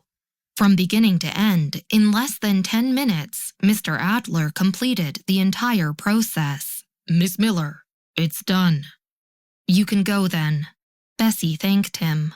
I'll let Sergeant Baldwin send you back. No, there's no need. Mr. Adler immediately shook his head, about to cry. Miss Miller, I can go back myself. Let him go back and calm himself down. Samuel understood Mr. Adler and waved to Bessy. Let's go first. Mr. Adler cast him a grateful look. After Bessy, Samuel, and the others had left, Mr. Adler wiped his sweat and sat back down on the chair. He took a while to return to his senses and then shook his head at the Fielder family. What are you scheming? You should have divorced him cleanly. Look at what happened now. Miss Miller is here, and you have nothing left. The Bureau got up and left, and then he thought of something and sympathetically glanced at them again. It was Mr. Barnes who just gave you the agreement. He is from Evanston. You can wait to receive the court summons. He's not kidding about wanting half of your property. They failed to receive $1.5 million and had to pay over $100,000. Of course, Mr. Adler was also depressed. Mr. Barnes had won a $300 million real estate case in the Caribbean and made a name for himself in one fell swoop. As a lawyer who had handled countless major cases, wasn't it putting this fine timber to bad use for this incident? When James came out, he didn't dare to look at Bessy. Mr. Barnes, are the things you said true? They will pay for Tucker? He could only talk to Mr. Barnes. There isn't anything for me to settle? He didn't expect the problem to be resolved so simply. Mr. Barnes packed up the documents. He paused for a while as he looked at him and then replied, That's because you don't have any assets. James was speechless. As Mr. Barnes had to settle other matters, he spoke little to James. He said goodbye to him before heading off. It was only when he left James dared to look at Samuel. Samuel smiled and tried to make the situation less awkward. Let's go to Scarlett's uncle's place. It's time for lunch anyway. Not for me, Bessy said as she shook her head. She was used to it anyway. She then nonchalantly said, I'm here to visit my grandma. I will leave after visiting her. She was here on emergency notice. As the laboratory was newly set up, she had to be there. James only dared to look at her after what she said. He proposed. Let me come along as well. Bertha liked James a lot when she was still around. Bessy knew her grandma would be happy if he came along. Since she left Chicago, Bessy and Michael would go make offerings to Bertha every New Year. They would also pay their respect to the base. Samuel had never been there before. Since Bessy was going at this time, he was going as well. He even invited Scarlett. Hence, the group that was going to visit Bertha became 5 people. Bertha's grave was taken care of every year. Bessy didn't bring any flowers or anything else. She just stood silently in front of her grave. When she came over with Michael, she would just stay there without saying a word. Michael would then talk to Grandma as he cleaned the grave. Sometimes, he would even involve Bessy in the conversation. However, Samuel and the rest weren't as daring as Michael. If Bessy was silent, they were going to be silent as well. When the Rogers family's matters were resolved, the graves of Scarlett's parents were shifted here as well. Scarlett then brought Samuel to visit their graves. Bessy would go to visit the graves of Scarlett's parents when she came to visit Bertha. However, As Scarlett was bringing Samuel this time, Bessy didn't take along. She went to the mountain base after she was done visiting Bertha. Dad, Mom, I'm Samuel. Samuel kneeled in front of their graves. He then bowed and said, I'm so sorry to visit you guys so late. Samuel then rambled on for a while before finally saying, Our wedding is on the 20th of September. Don't need to worry. I will take good care of Scarlett. When they left, Samuel, Scarlett, and James went to say goodbye to Scarlett's uncle. James then hurried back to the capital. Aunt, are you not going to come along with us to the capital? Samuel asked Scarlett's uncle's family again as they were leaving. He knew Scarlett couldn't bear to leave them behind. As a matter of fact, they were her only relatives left. No need for that. We will head over to help you guys closer to the wedding, her uncle said as he smoked a cigarette. He then looked at them and said, We'll head over when your brother returns. The entire family then followed Samuel and Sergeant Baldwin's cars to the edge of the village. They stood there even after the car was far away. When they returned to the house, only 3 people were left. It felt so empty. That's enough. Let's not be sad anymore. Her uncle snuffed out the cigarette. He looked at his wife and said, We should plan what to get for her wedding gift. Oh, right. Her aunt realized and exclaimed, Have you called Luca? The Bright family looks to be rich. The Kramer family told me that his car wasn't something that you can get just because you're rich. We'll have to give an appropriate gift for their wedding. As she thought about it, her aunt frowned. She didn't know how Samuel's parents were like and whether they would even get along, even though Samuel looked to be a kind kid. The family was worried that Scarlett would be bullied if the gift wasn't substantial enough. They planned about what to get for her. It was going to be used for her wedding. Even though her parents weren't around anymore, her uncle was still here. Cousin's wedding gift? Luca was shocked after hearing what his mom said. Leanna is still young. We should focus on Scarlett. Luca saw his aunt when he was young. Even though he didn't know who she was, he had seen her quite a few times. Every time they had met, she would ask him to be a model. She would even reward him with sweets. Since she would get other kids to pose for her photos, Luca didn't think too much about it. It was only after a while that he found out she was his aunt. Since his only cousin was going to get married, he had to fork in for her gift. Since Leanna was still single, they didn't need to care about her. The groom seems to be rich, Scarlett's uncle said worriedly. Luca, what should we do if the gift is too low class? Samuel's car cost so much that he would never be capable of buying it in his lifetime. However, their worries lasted a little longer. On the 16th of September, the Kramer family came. I've heard that Luca is going to fork into Scarlett's gift. I feel I should contribute as her aunt-in-law. Amanda's mother passed a box to Scarlett's aunt. The box was big. Scarlett's aunt opened it and saw that the objects inside were made of gold. There were 2 bracelets, 2 necklaces, a pair of rings, and a set of diamond earrings. She knew how much those cost and estimated that it must have cost hundreds of thousands of dollars. The diamond earrings were too expensive. She immediately rejected them. I'm giving this to Scarlett anyway. Amanda is her sister-in-law. It's normal to contribute to her gift. Amanda's mother got up and didn't allow Scarlett's aunt to reject her. When are you guys leaving for the capital? She could only accept it. She made a mental note to return the favor in the future. Tomorrow, Scarlett's aunt replied. There were a ton of things to prepare before the wedding. Her family wanted to go earlier to help Scarlett with it.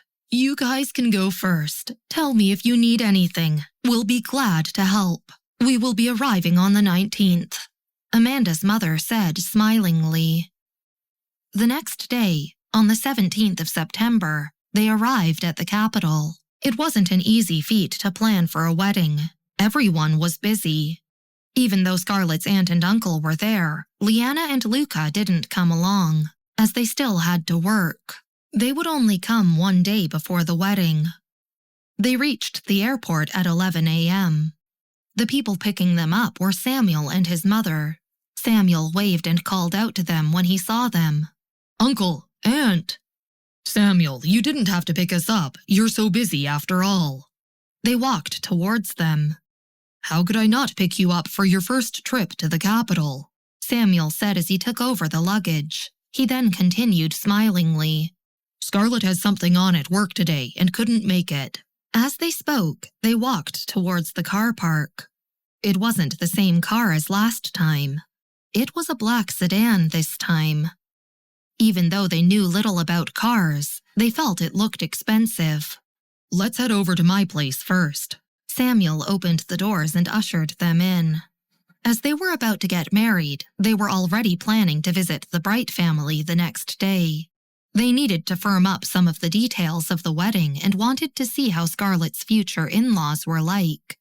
This was because Samuel didn't look like a commoner to them. Samuel drove slowly on the road. There was a bit of a traffic jam along the way, so they only reached a special road at noon. It wasn't a place they had seen before. There were villas along the way. When they saw Samuel for the first time, they knew he was rich and powerful. Hence, they weren't surprised. However, after a few minutes of driving, they saw a sentry at the entrance. Scarlett's aunt was shocked and looked at her husband. Even though he was shocked, he was calmer. He patted her hands and asked her to relax, even though his hands were shaking uncontrollably as well. When they had finally arrived at the Bright family, they could see that Samuel's mother was waiting for them at the entrance with the butler. Her eyes lit up when she saw Samuel was arriving. The butler also opened the car door. "Welcome to my home, Scarlett's uncle and aunt," Samuel's mother said. She was wearing a dark dress today, with some light makeup on. She looked elegant and had an aura around her. She smiled as she spoke. "I've prepared lunch for you two already." They were initially worried about whether Samuel's parents were hard to get along with. However, as they saw how welcoming she was, they were relieved. As they followed her in, they got nervous after seeing how luxurious the house was. "Make yourself at home." Samuel's mother was a sociable person, so she quickly calmed them down. Scarlett's aunt was relieved after seeing how she treated them. Samuel's mother must have been happy and didn't look down on them. She definitely wasn't a horrible mother-in-law. She brought over some of the specialties for the Bright family, along with some tonic. All these were under Luca's instruction. "I've confirmed everything regarding the wedding. The wedding planners will take care of everything," Samuel's mother said to her guests. "We don't need to worry about anything." Initially, Samuel's mother was worried about it as well. However, Samuel said that Patrick and the rest would take care of it. The Bright family wouldn't have to do anything but handle the guests. However, she didn't dare to tell them the truth, as it might be perceived as being too nonchalant about the wedding. After they were done with the meal, Samuel and his mother wanted them to stay for the night. However, they were rejected. Samuel had to send them to where Scarlett and Luke were staying. As the wedding was approaching, Samuel had other matters to attend to. He stayed with them for a while before rushing off. After he left, her aunt could finally relax. They exchanged glances and said, "I thought with the Kramer family's help, the wedding gift would be acceptable." But when they saw the Bright family home, the gift was still not good enough. "Samuel's dad, is he a military officer?" Scarlett's aunt asked after thinking of the sentries that she saw in the afternoon. Her husband looked up, still shocked as he sat on the sofa. He asked, "How did Scarlett meet Samuel anyway?" The two of them then worried about the gift. At 5 p.m., Scarlett finally returned. "Uncle, Aunt," Scarlett greeted as she changed her shoes. "Let's head out for a meeting today. I'll bring you guys to Northwestern University later." No need for that. You can go settle your matters, her uncle said as he got up. Your aunt took a look at the fridge just now. She will be cooking later.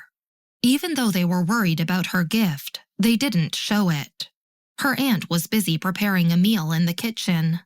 Scarlett thought for a while and didn't stop her aunt. She went into the kitchen to help and said, "We can go after eating then. Northwestern University is just next to us. You guys don't have to do anything. I'll bring you guys on a tour for the next few days." She thought to ask Mary for help if she couldn't find the time. As she spoke, the doorbell rang. Scarlett's uncle opened the door. There was a middle-aged man outside. Her uncle was shocked and asked, "Hi, sir. Who are you looking for?" "Miss Rogers," the person answered politely. Scarlett got out of the kitchen. She dried her hands and walked out and said, "Why are you here?" "I'm here with gifts under President Flores's instruction." He was President Flores's butler. He then asked the people to bring in a huge container. He left after delivering the goods. "Who's that? Is he here to contribute to your wedding gifts?" Her aunt was shocked by the huge container as she brought out the dishes. Scarlett thought for a while before answering. "He's a president of my school. He treated me really well." "Your president is such a nice guy," Uncle said, touched. As he spoke, he saw Scarlett open the container. It was filled with pieces of jewelry. Her uncle was speechless. When they finished the meal, someone knocked on the door again. "I just came back from my bro's place." It was Slag Dragon. He greeted Scarlett's uncle smilingly before throwing a key towards Scarlett. "The car is in the garage. I'm heading to the Miller family. See you in a couple of days." He didn't give the chance for Scarlett to speak. The two of them saw the key in her hands and asked, "What's this?" "This should be a car from my teacher," Scarlett answered unconfidently. Her aunt was speechless. Before they could react, someone was at the door again. "Scarlett." It was Zeke's manager. He smiled after seeing her and said, "This is from Zeke and his wife." He then waved. 5 people carried a container into the living room. "I won't trouble you guys anymore." The manager then left. "Scarlett, this..." The two of them were shocked by the gifts. Scarlett didn't know what was going on as well. She then tried to explain, but just then, someone was at the door again. She opened the door this time. It was Xander and Lynn. "Miss Rogers, the boss wanted to give you something," Lynn said as he handed her a box. "I still have other things to attend to." Xander didn't like to speak much. He was just slightly more talkative than Bessy. He nodded and left with Lynn. Quick and simple. After Xander left, the two of them looked at the box that Scarlett was holding. Exchanging glances, both breathed a sigh of relief. Finally, someone normal. "Scarlett, these..." Her aunt and uncle knew nothing about Scarlett's social circle. As they were already shocked when they went to the Bright family today, they weren't shocked by her house when they arrived. However, when they saw the boxes sent by the Flores family and Film God's manager, they were utterly shocked. It was only after seeing the small box from Giant Crocodile that they breathed a sigh of relief. "I'm not sure about this as well," Scarlett said as she placed the box on the table. She didn't know what to say to her aunt and uncle.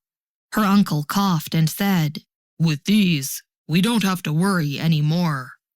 These would serve well as her gift. Scarlett cared little about them because Bessy and Michael had given her too much. She then squatted down on the floor and didn't know what to do about the boxes. Her aunt smiled and said, "We shouldn't go to the university today. Let's tally everything up so that we can return the favor in the future. Scarlett, bring me a pen and a notebook." Scarlett didn't want to do it, but she compromised after seeing how serious they were. She went to the study room to bring the notebook and pen. Luke used the room to sort out some data.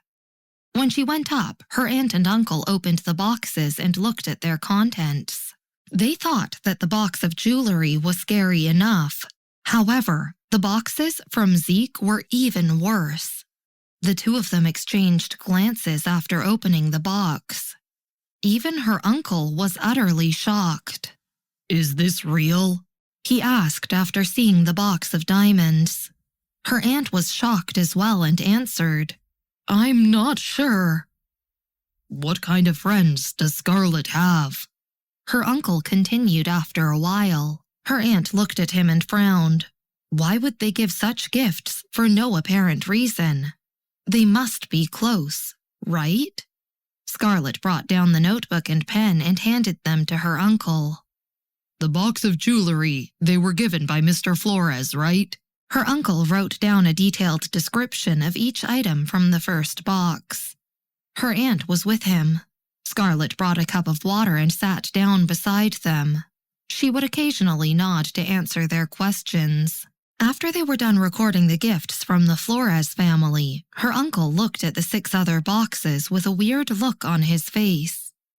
"What's wrong, Uncle?" Scarlett asked as she noticed the look on his face. Her uncle put down the pen and looked at her, asking, "Are they close friends of yours? Why are they giving you such expensive gifts?" Scarlett knew what he was worried about. She lowered her cup and thought for a while before answering. "President Flores wanted me to be his goddaughter." She then looked at the 6 boxes and said, "These are all from Uncle Jack. I'm friends with his niece Bessy, and he dotes on me because of it. Bessy might have contributed to these gifts." Her aunt and uncle accepted her explanation. They then continued recording the gifts. "When are the cousins coming?" She could explain Zeke's gifts. However, she couldn't find a good explanation for Giant Crocodile's gifts, so she changed the topic. Her uncle answered while continuing to write, "They will come together with the Kramer family the day after tomorrow." Scarlett saw she changed the topic and talked about Leanna and Luca. Her uncle wrote down the gifts from Zeke with a shaking hand. He then turned towards the last gift. It was a simple box. He opened it up a bit, but didn't fully open it. Scarlett put away her cup and went over to take a look. She had seen something like this at Bessy's before. She also saw Michael open a box like this as well. This box wasn't as pretty as Bessy's. She opened it after a while. It was a pair of jade. They looked old and were styled really nicely. Her uncle took a look at it. It was way better than the previous gifts. What a normal present. He recorded it in the notebook. A pair of jade. Only after a long time after that, her uncle was looking at a documentary of antiques. He saw the pair of jade that belonged to an emperor and his wife. Then he suddenly remembered. That was the pair Scarlett received, right? 2 days later, Luca and Leanna and the Kramer family came to the capital. There were too many people to stay at Scarlett's place. The wedding wasn't at the Bright family's home either.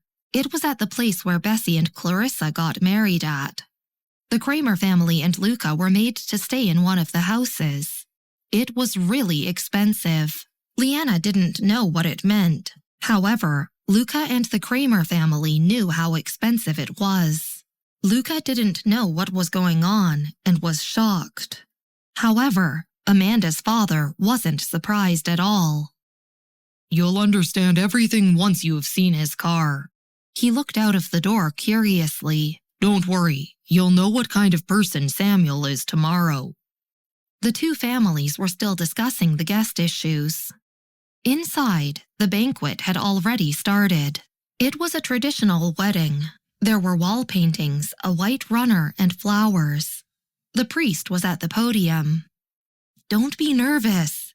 Mary was holding on to Scarlett's arm behind a cover as they headed up the stage. "Your uncle is there." "Okay," Scarlett said. The curtains were drawn and Mary let go of her hands as they went up on the stage. Ivy and the rest of the bridesmaids released the dress behind her. "Scarlett, Come."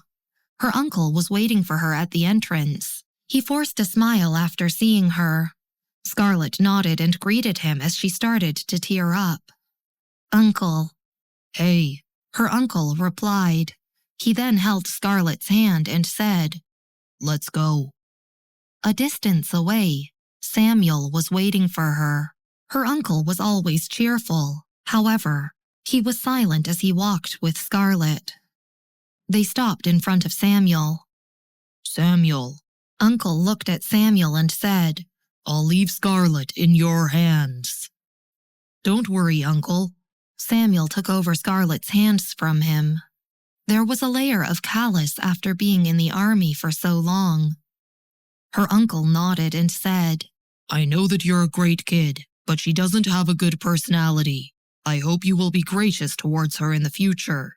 She's really stubborn. She was punished for calling me Dad when I went over to visit her previously. She didn't want to admit her fault, even though she was made to kneel for the entire night. I was initially worried about your occupation, but after thinking about it, it's not a big deal, after all. Samuel, I just hope no matter what you do, you'll remember that someone is waiting for you to return. My sister. She's her only daughter." Scarlett's uncle was crying. When his sister got married, there was no wedding or guests. He couldn't even send her off. He only knew about her death after so long. When Samuel brought him to see the statue of the brother-in-law that he had never met, he could understand her decision.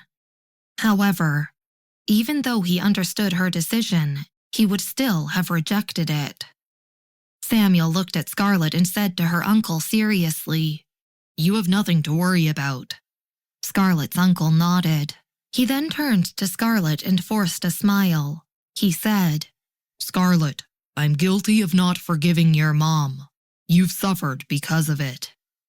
He could only know what sort of life Scarlett lived from others. Scarlett cried a little. It was as though her tears had disappeared when she turned 16. When Bessy left, she had been taken care of by others. She had to be careful of her every action. Crying was the least of her worries. Jacob had mentioned that she had no emotions. Scarlett thought about it and agreed. She looked at her uncle and cried as well. "Hey, it's your big day. You should be happy. Don't cry." Her uncle tried to console her. Samuel looked down. He lifted his left hand, while still holding her hand with his right hand, and wiped the tears off her face. He then said, "Don't cry. Come." He led Scarlett and kneeled in a direction. Chicago. Scarlett understood what he was doing. She followed him. After they were done, Jared was sitting at the special table. Scarlett, Samuel, Samuel's parents, and Scarlett's aunt and uncle were heading from table to toast the guests. When they reached his table, Jared lifted his cup. He looked up at them and nonchalantly said, "I only gave you 2 days of leave for your marriage." Gerald was on the other side. He looked at Jared and opened his mouth, but he didn't speak. He was annoyed. He couldn't understand why Scarlett would be involved with people like them. But thank God she wasn't quitting her job. Hence, Gerald didn't dare to ask for more. Samuel's parents and Scarlett's aunt and uncle had never seen Jared before. After toasting this table, when they were about to leave, Scarlett's aunt and uncle saw Kenneth emitting a cold aura. The two of them were speechless. "Uncle, Aunt." At the next table, Samuel's mother introduced the key people at the table. "This is General Hale. This was the third table. Some of them were people you would only see on the news. Her uncle almost spilled his drink. It was only after toasting everyone that he could relax and sit down. The banquet was slowing down. The Bright family sent the guests off. Scarlett had gone to the new room already. It was a newly furnished room on the second floor of the Bright family home. There was a red blanket with fine embroidery on it. Bessy passed Aiden for her to hug. Leanna and Ivy then stayed with her. Albert wanted to tease Samuel. They also wanted to tease the both of them so that it was more fun. However, with Bessy, no one dared to enter. Aiden was really handsome. Leanna and Ivy couldn't take their eyes off of him since they saw him. He wasn't as troublesome as when he was born. He had dark eyes with fair skin. Everyone would look at him on the street. He opened his eyes lazily as the ladies played with him. His long eyelashes swayed. "He's too cute!" Ivy felt that her heart was stolen. "Look at his lashes. Look at his eyes. Look at his mouth. I have a niece. Never mind, she can't match up to him." They continued to play with the baby. It was only when Samuel arrived that they started to leave. "How much did he drink?" Bessy asked as she pinched Aiden's face. He looked like her and Michael. Michael took over Aiden. He then replied nonchalantly, "We had a couple of drinks." It was definitely not just a couple of drinks. In the bedroom, Scarlett could finally massage her neck.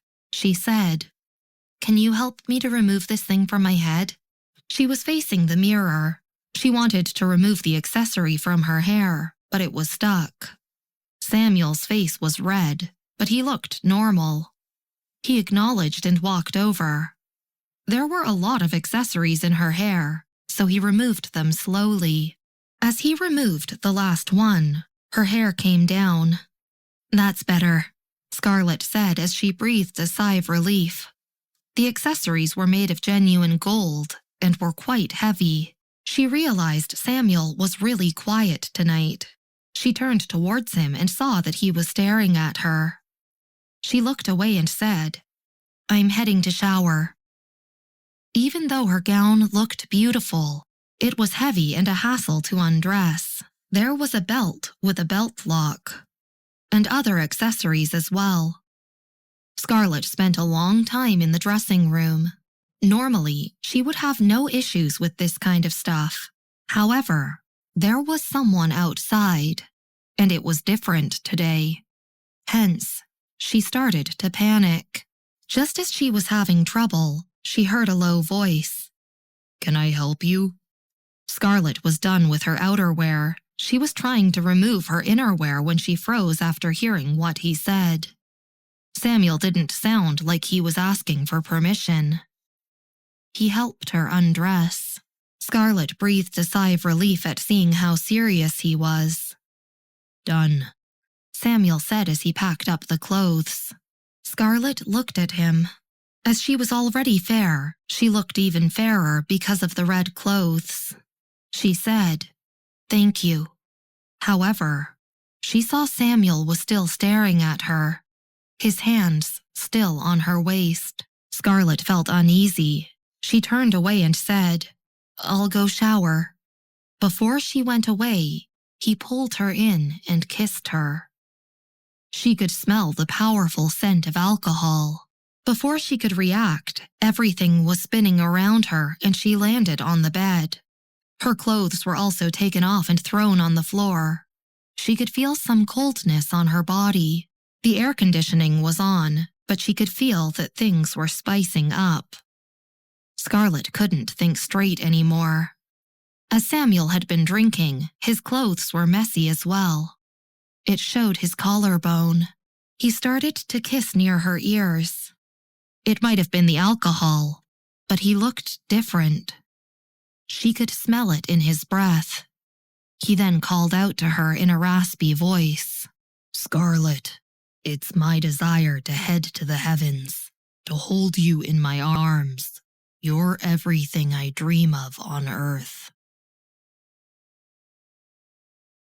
The Medical Research Center was where every medical practitioner wanted to go. It was almost impossible to get a slot in the research center.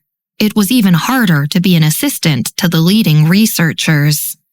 The experiment today allowed 4 students from Columbia University to take part in it.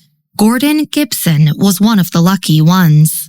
She graduated from medical school in Columbia, and she could follow her professor here because of her good grades. "Mr. Brown, look at how lively they are." Her professor was speaking to Mr. Brown next to her. Daniel was facing the computer and recording an old man. He took over the test tube from the professor and said, "Pass me my mentor's results." As he spoke, he showed the test tube to the old man and said, "Old man, look at how lively my experiment is. We haven't got the results from my mentor's experiment." The professor turned and said, "Gordon, go get Michael's results." "Huh?" "Okay." Gordon froze for a while and then turned back. There was a man in the experiment area. He was recording down the data with his dark pen. He looked really casual. He didn't like to smile, and he emitted a cold aura.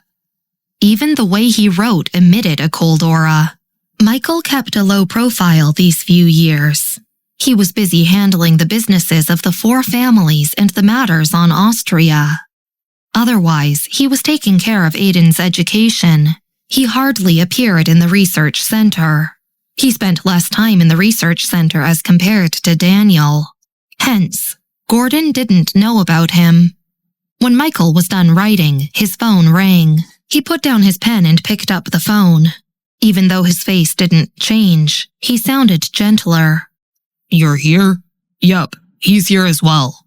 Wait for us a while." As he spoke, he passed the report to Gordon.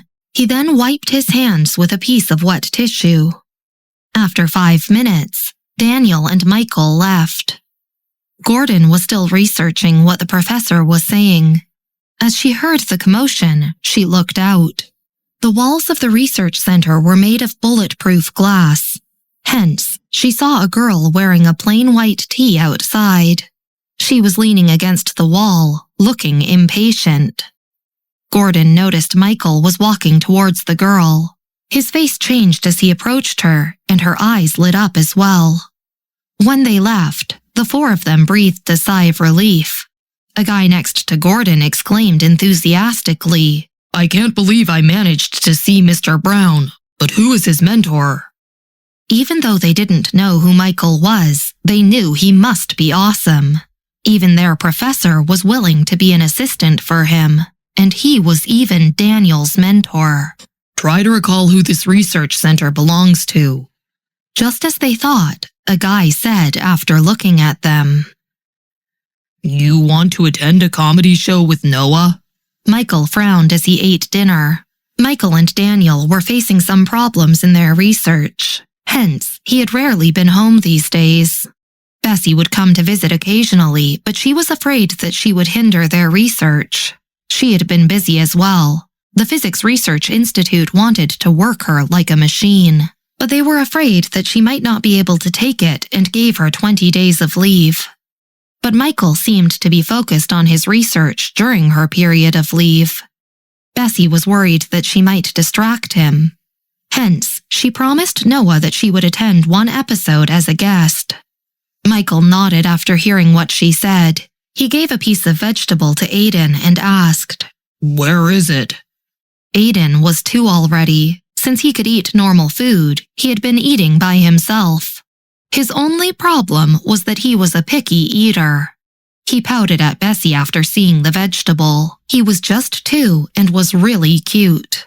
He had round eyes with fair and tender skin. Bessy couldn't resist him that well nowadays. However, this time he failed. "Austria," Bessy answered him.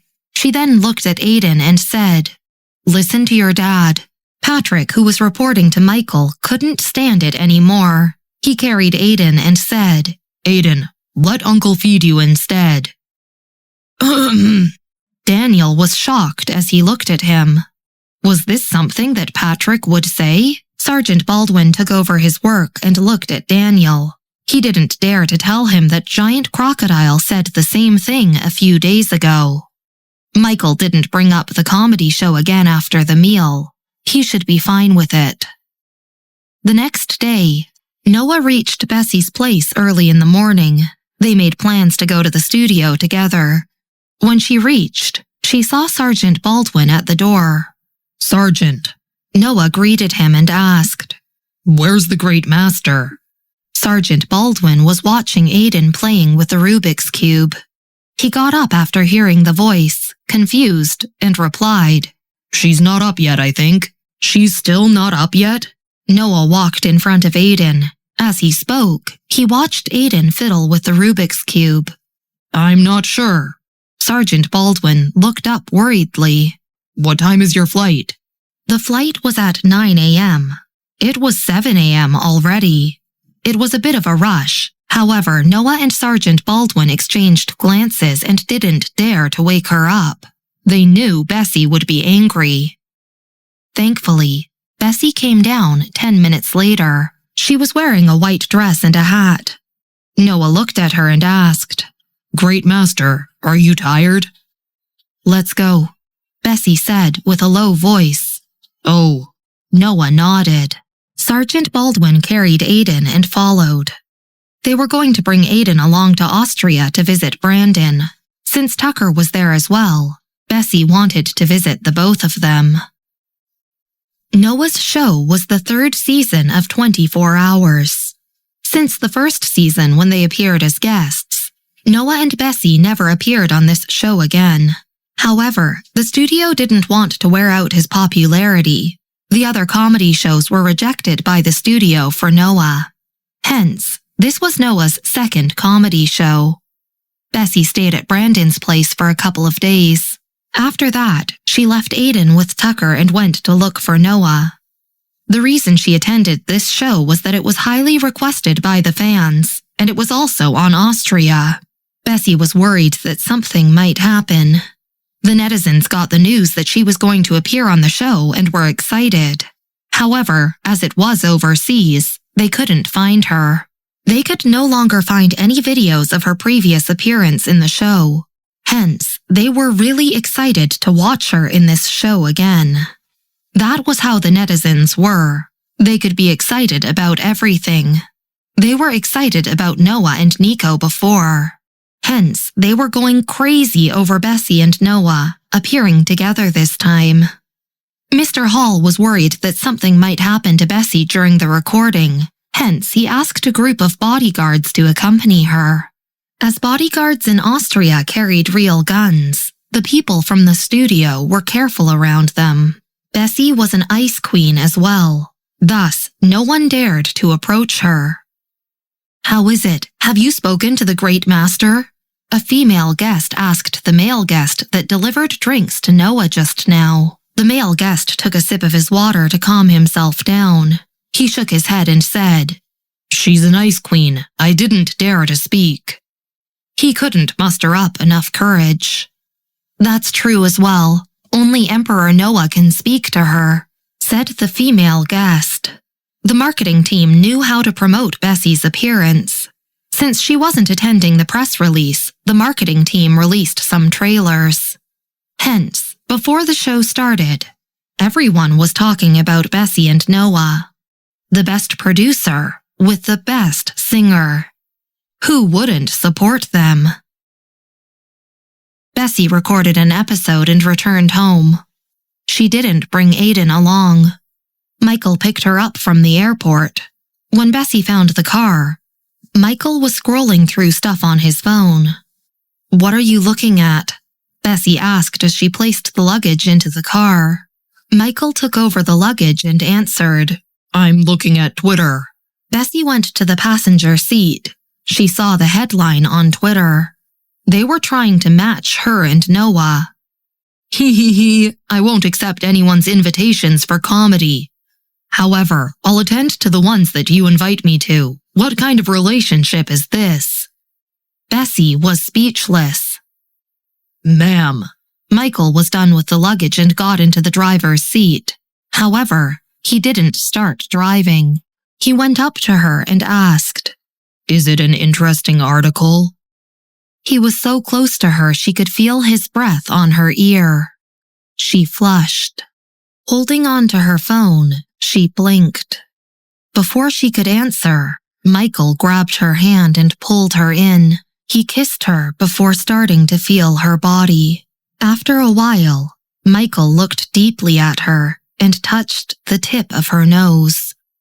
He stared deeply into her eyes. Show some support for our relationship.